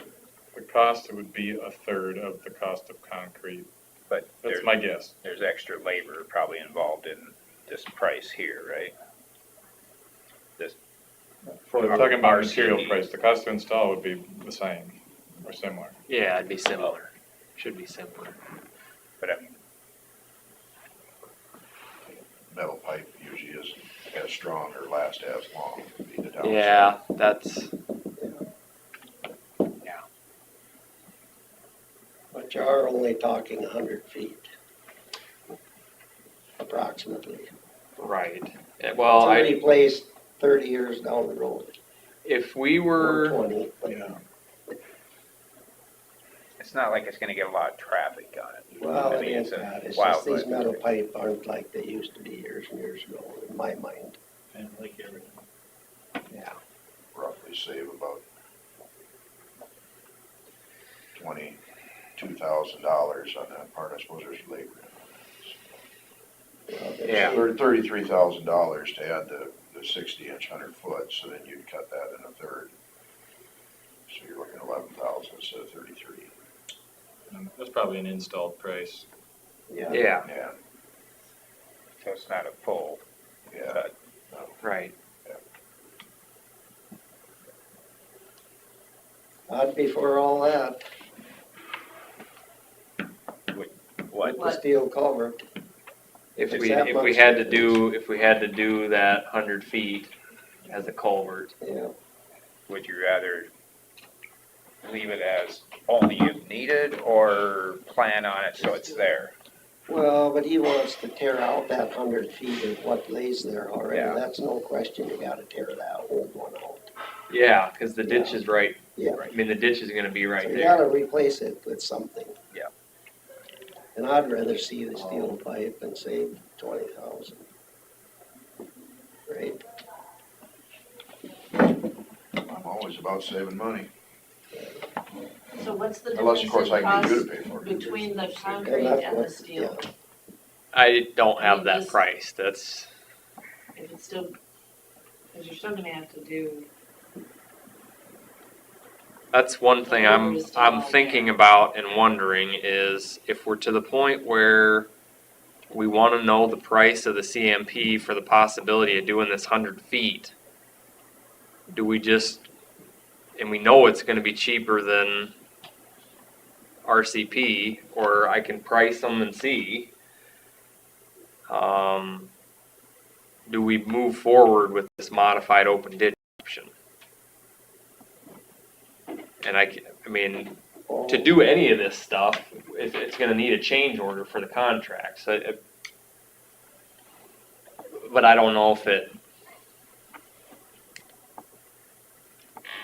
I guess I'd rather not keep coming here and having the same conversation. I'm happy to call on the phone and stuff, Well, but we're it's, no different, we don't like Yeah. to come back every day. you guys are sick of me, I'm I sure. should be out digging right now. Yeah, Well, That's- That, and I'm guessing he's not doing this for free. yeah. So what, are you starting to think put steel culvert the whole way? Now we got the fourth option.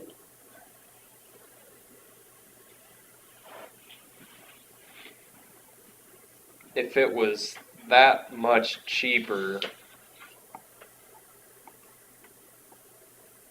because I think the material price for 60-inch RCP was like $250 a foot or something like And that. I've quoted some 60-inch steel for like in the just 100. Recently. Yeah, So We bought about 72 40%. this spring for 133. 72. Yeah, so that's two sizes bigger. Probably figure it safely at 40% of the cost. But boy, if For you're the gonna put material. $50,000 in riprap, that goes a long way on steel culvert. Yeah. Right. Yeah. Why don't? Because if we end up doing this modified, it could be up to 163,000. Maybe we wait and see what that CMP price would be and what this option one with the culvert or with the 60-inch culvert for the whole way would cost. But you know that, I'm talking for CMP though. yeah. Let's compare the CMP the whole Yeah, way versus this modified open ditch option, and if they're really close, because that's one reason you can almost eliminate this 60-inch RCP because it's so much more expensive. Yes, But if it's getting close, yeah, that's different. then it's different. So I think, Well, and then you wouldn't have the maintenance of the riprap, and you're not sure if it's gonna slough off or not. yeah, the road concerns go away. Certainly And, could be a nicer, cleaner option. yeah, It'd be interesting. to But see. I've had people complain about the sticks coming down and plugging That's- ends, and this and that.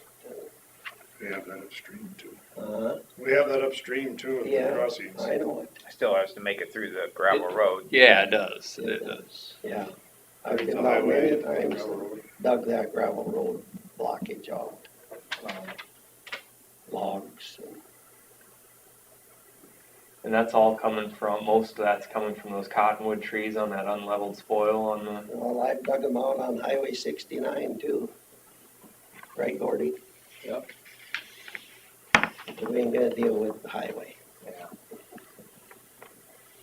well, I think that's the next step is get a price on CMP, and probably next time I'll just plan on calling in. One reason today is I thought, we've looked at several different options, if we could get a direction to move forward, and I was here for this other one anyways. So what you're saying is you wanna get a price for metal Yeah. pipe to replace what's been dug just lately all the way to the road? Either do that or just the 100 feet of it. I want to see I want to see how the prices all pan out. So if you continue on, would you go all the way to the road? No. No, The gravel road, I mean? no. Why If not? there's already a There's ditch there. already open ditch there. This is to dig a new channel where there wasn't Trying to one get the county to previously. pay for it again. Gary, you're not listening. The county Yeah, will all pay for They're not, that. that ditch isn't on the county I know. property. Well, it is technically. Where do you I think we guess. get the money though? From all of us, not just us. Always comes back to that. Yeah.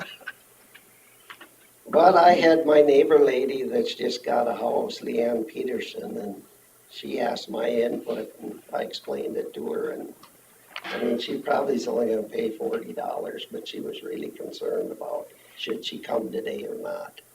And I said, probably not. I'll relay that she's for whatever. She's fine. Right? Has there been a breakdown at all for This the is landowner costs individually?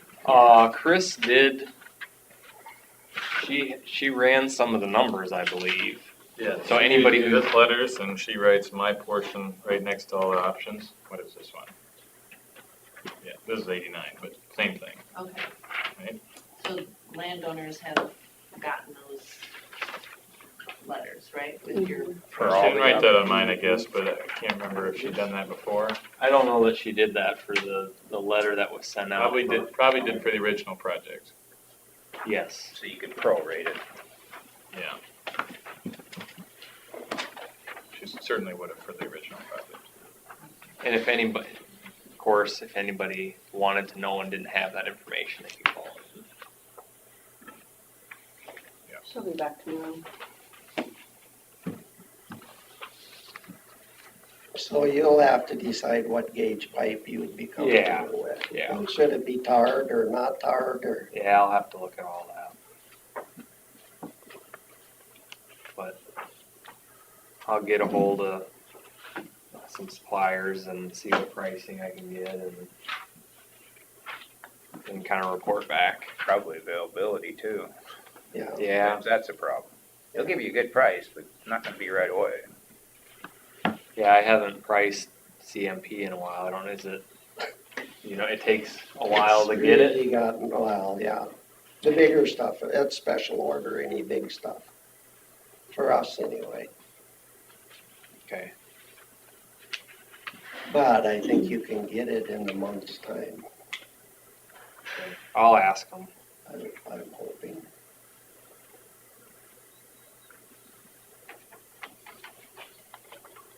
Well, I'd like to see it continue. Yeah, I would too. And I would. Yep. Go ahead, Yvonne. Young I would lady not. in the back.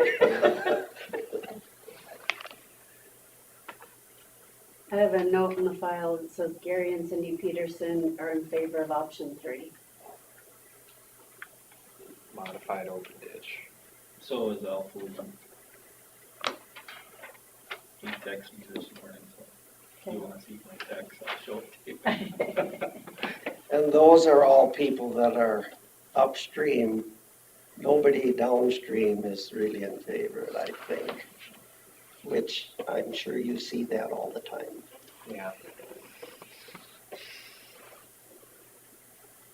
And Brad Grutwald, he made his comment the other day what Gary thought, Yeah. so he's for it.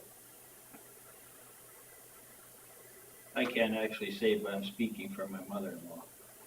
I don't own any land up there, but she owns 240 acres of drainage.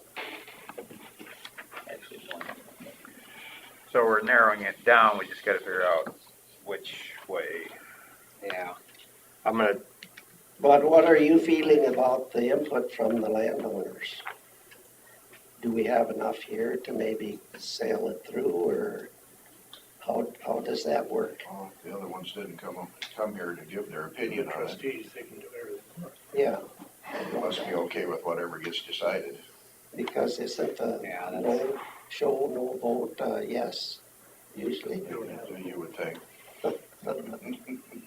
I So- think we're anxious to see these new numbers that Colin can come up with, and then we can, So we're past the point of any possible remonstrance, right? Even though there's an increase. Oh, in yeah. cost. well, yeah, remonstrance isn't in play here, but Okay. abandon the project is a decision that you can make with landowner input. But like a remonstrance is a legal thing for a certain situation in the code, but that doesn't even prevent, not that we would do it here, but I've in the past done informational remonstrance, basically track the numbers and say this doesn't it's not a legal remonstrance because we can't use it here, but it's the same sort of tabulation to help you get an idea where people stand. yeah, I'll get the prices on that and let you know, and we'll go from there. You're gonna call in? Yeah. So I mean, next Tuesday, or not? If I can get the price, I would hope that they would get me, but I can get I you can't- guys by then. okay. You We can? can get, yeah, I can organize it for you if you can. Okay. Yeah, I hate to commit to something that's relying on somebody else that I haven't talked to yet. And I know there's been times getting pricing isn't the easiest thing, especially coming from me, because I'm not the direct buyer. So, okay, yeah, we'll plan on next, let's see, it's Tuesday. That'd be the, I think I might have something on Tuesday, but I'll check into that. I'll be talking with you and Chris. Okay. Before next Tuesday. I also think that Mike and Dave Helgeson are okay with this because their dad has tried 3 or 4 times to get this to go through. And Gary had talked to Mike and He didn't seem to care. They're the biggest hitters, I think, on this project, biggest payers. yeah, at the 60-inch pipe, they were like $28,000.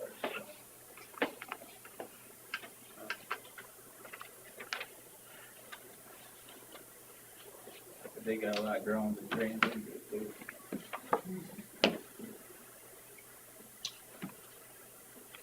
So we'll be notified at the next meeting?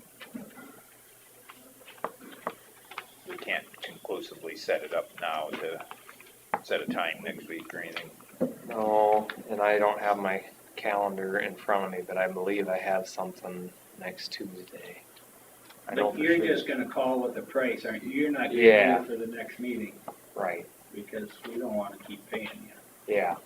Or If you just- No offense. No offense. the drive's getting old too. Yeah, I'm sure it Or if is. you just email something like Yeah. this with that added onto it, and then we don't even necessarily need you at the meeting. Sure, yeah, Because and we know what the options are now, so. We just Yeah. presented it at the meeting. Yeah. So we can set our That'd be time fine. maybe. And then the landowners can make their decision. that'd be fine. Yeah, Bring all your friends. we'll put it tentatively on the agenda for, well, I know, if you're not, we don't have to worry about your schedule. Do we have anything at 9:30 next If we get all the numbers together. Yeah, and I don't see any reason why I wouldn't. That way we don't have to send out letters, we can just say next week at. Just Yeah, yeah. go ahead and do that. Yeah, 9:30 is fine. On the 18th. Yeah, next Tuesday. Until we meet again. Yeah, Thank you. same bad time, same bad place, right? Bring donuts next time. Well, you know, some refreshments should be in order, especially being we've got to be such a close group. Yeah. Thank you, guys. Yeah, thank you guys. Thanks. Big inventory monthly. Is this your assessment? Crossings be bigger than that. Oh, that's sorry, that's all mine. Okay. How you doing? How about you? See you guys. See ya. Thanks, Cal. Yep, thank you. Isn't that ironic? It's raining. What do you know, like 2 hours? I haven't done a lot, but I forget what the name of it was, Midwest. Think of that metal pipe part of it. I can't Metal remember. culverts and Umberlee. Yeah, metal culvert. The one we always get is Might have never got it. Northern Iowa Construction Products and. Well, I mean, the open ditch was the, by far the Iowa cheapest until sand showed up. Right, yeah. Last longer. Yeah.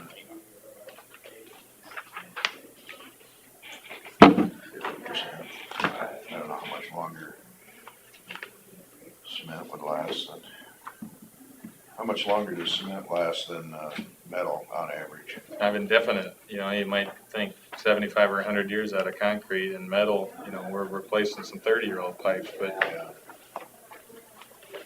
Well, probably mostly the joints that might fail or something. Yeah, that's, you know, a lot of times it's, by the time we see a problem, it's just rusted right along the bottom where the Yeah. water sits. Yeah. But, you know, there's probably some that are 40, 50 years old if they don't always run water, or I don't, even some just, I think the acidity in the water sometimes makes a difference. Yeah, depends on what's running through But, there. you know, if there's not pavement over top, we usually think, let's just spend the small amount of money and get it done, move on to the next one. Even though we're gonna come back and have to replace it. But you don't have to worry about the pavement and the patching and all that stuff, so. Right, so to replace it's So- not so bad. Yeah. So if we did put pipe in this, partially or all, hopefully we're well documented what we found when we dug. Yeah. So if we make a decision in the future based on what we found. Oh, yeah. Right, you mean all that. Sand all the way down, then we know that. But if it was decent in that tight spot, Yeah, maybe and that's an I option think, you next know, time. there's, someday you have to replace that metal pipe, but Yeah. in the meantime, there isn't any maintenance to the ditch bank, you know, like we see all over the county, next to the road, or anywhere out in the field too, you know, just sloughings and whatever. Yeah, the one thing about is the longevity of it, and then also this, to install this is more expensive than your typical pipe would be because of the material that they're dealing with. Like, this included bedding rock and, you know, they're gonna have to have a trench box and it's gonna be a mess in there. So installation is more than just your standard, like you dig a, if it's nice, good clay and a good bottom and everything. So if you have to do that more often, yeah, I don't know, those are all things that come into play here, but if it's a third less material price. Are you gonna talk to the contractor about the change in material, what it would, if there's any difference in his cost? Yeah, yeah. I'll ask them, and that's something I can actually ask them right away too. They can be contacting to get pricing on metal culverts and give me an installed price quote. For 100 feet or 400 feet or Yeah. whatever it is. That's what we did with the RCP.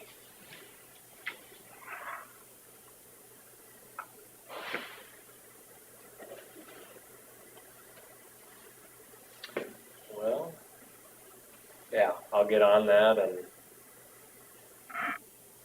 I'll have to check my schedule about next Tuesday, but like you said, Bill, maybe if it's just showing the prices, and I think we're getting closer to a decision. Not mean, that I don't there- wanna see it, it just might not be necessary. Yeah, no, I got plenty of other things to do than to drive here, so Yeah, spend enough money on me on this project. yeah. All right. All right, thank you. Thank you, guys. Have a good rest of your day. You too. Chris is not here, so we don't need to discuss drainage matters. Not unless you've got something exciting for me. Anybody got anything exciting? Nope. No more drainage for the day. It's enough. That was enough. Then we'll move on to consider for approval auditor's quarterly report.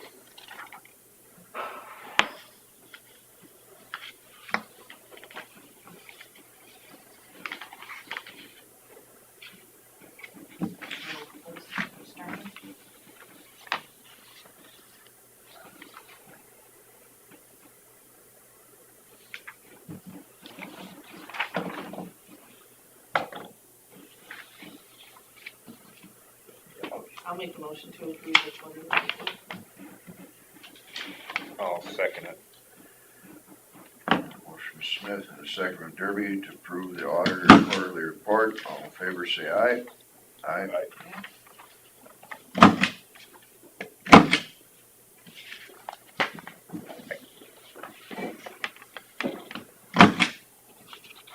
Morning, Sean. Good morning.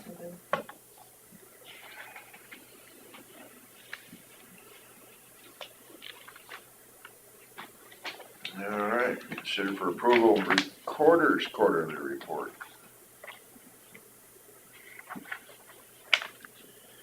Anything you wanna add to it, or?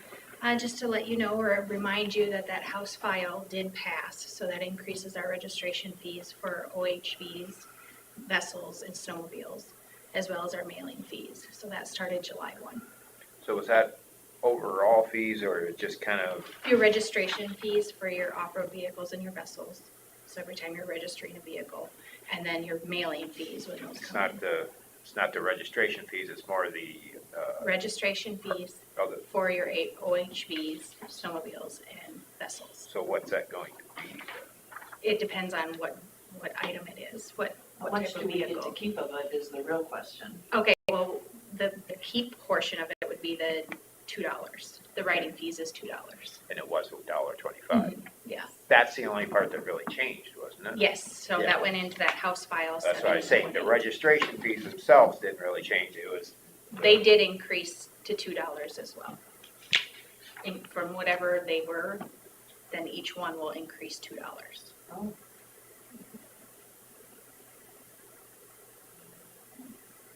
Just on the administrative side of it, right? Yes, on Yeah. the DNR side.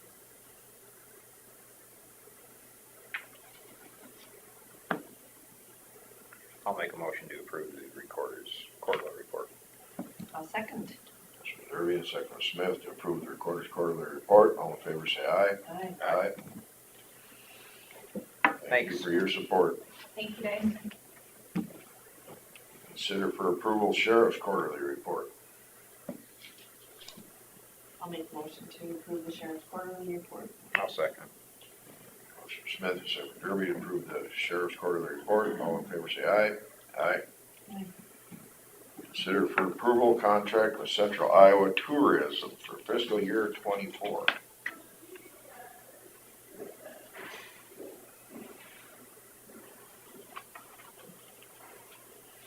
$500. Remember this from the show. Just one of those required processes.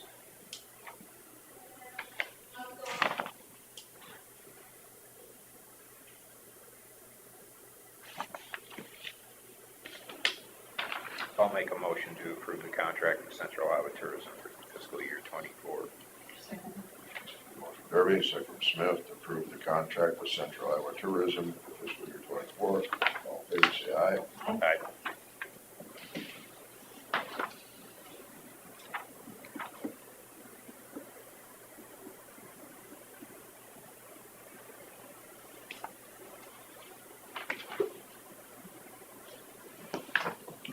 Open forum.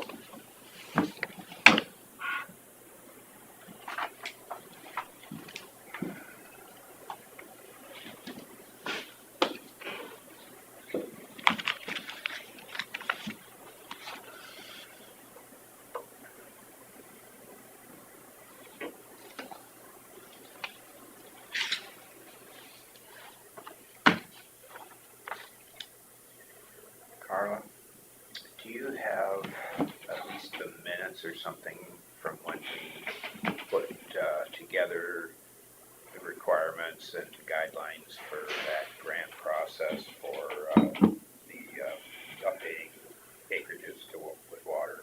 I can find them. Can you email that to me? I've got requests already. Might take me a bit, but I'll find them. No, that's fine, I'll just reply back to her that we're gonna put that together and get to it as soon as possible. Somebody bought an old person's AV that died. It's a lot out there, so I'm sure they could probably meet the threshold.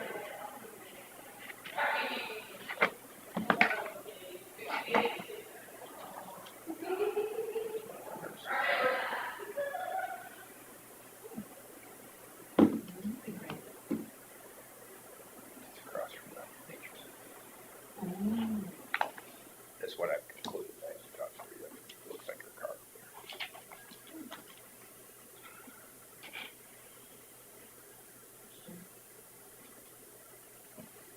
And consider for approval semi-monthly county claims.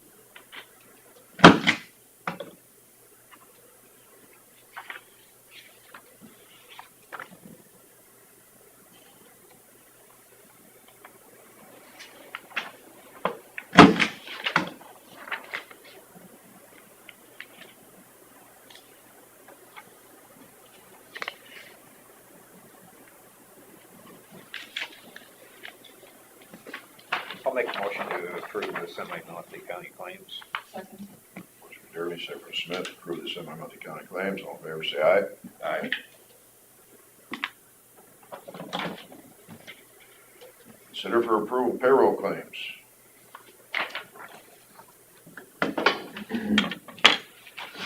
That's your stamper bill? I suppose I should go get it.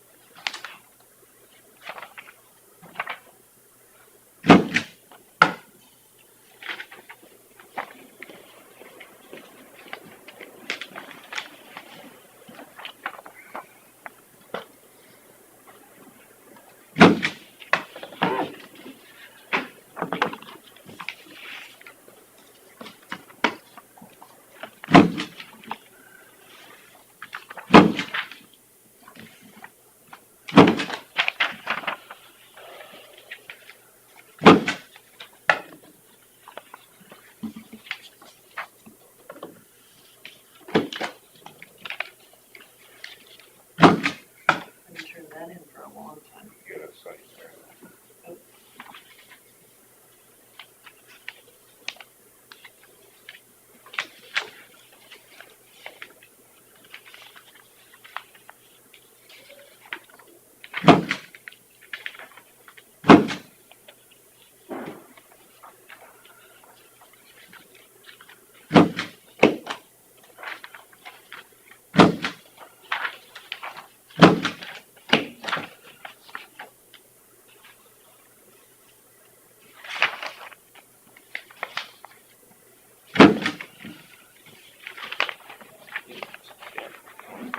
Practice on it.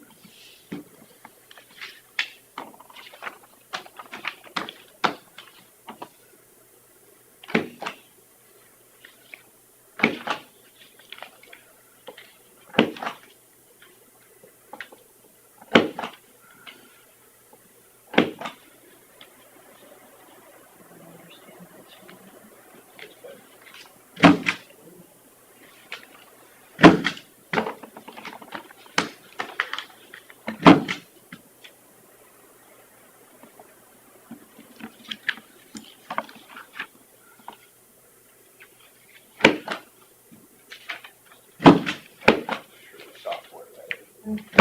Same software I use. I've been having so much trouble with my internet and Wi-Fi at my house. I had to have WCTA come out again and put some kind of a booster thing on it. And I upgraded to like a 200. I changed routers and that seemed to help. I used to have a extender just so I could run my So office just a new upstairs. router fixed But it? it got complicated because I run two different sources. So then they put a new router in it, more centralized. Out in the country like that, is it wireless or do you have wire running right to your house? It's wired to the house. But I think you'd have router that in the much issues house. with that. Which I guess we even have trouble with the internet in towns every now and then.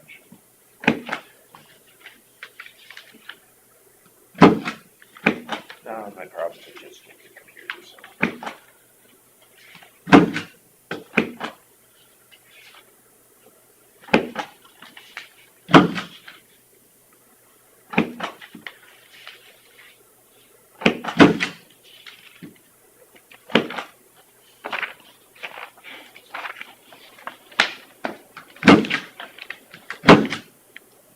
That's the EMT in the parade.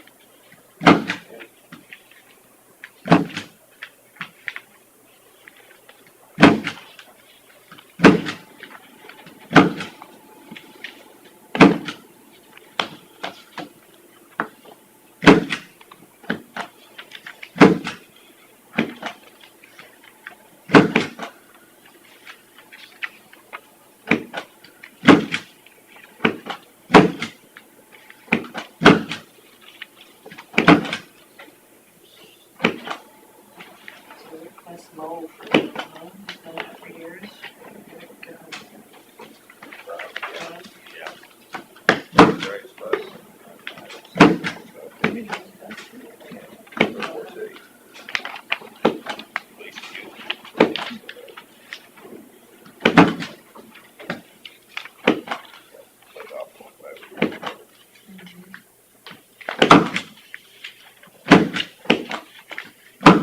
Oh, that doesn't look very good.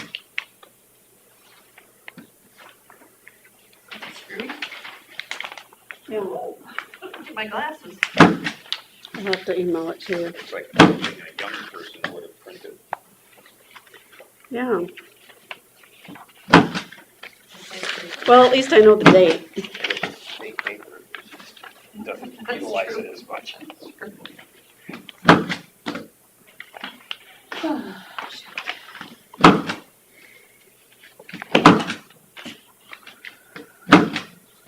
So am I remembering right, that was 9,000, or was it 8,000?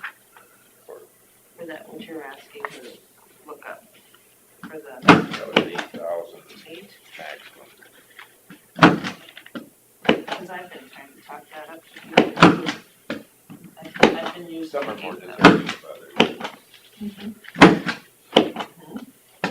Probably one of You could my accomplish family's place, it probably doesn't need it necessarily.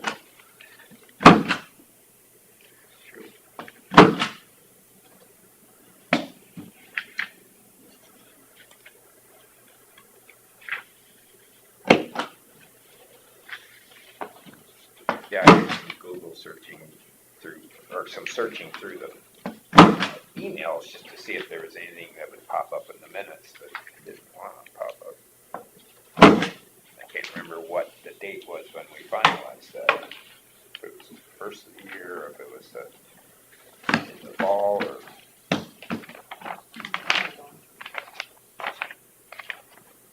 Make a motion to approve the payroll. I'll second it. Smith, second by Derby, to approve the payroll claims. All in favor, say aye. Aye. Aye.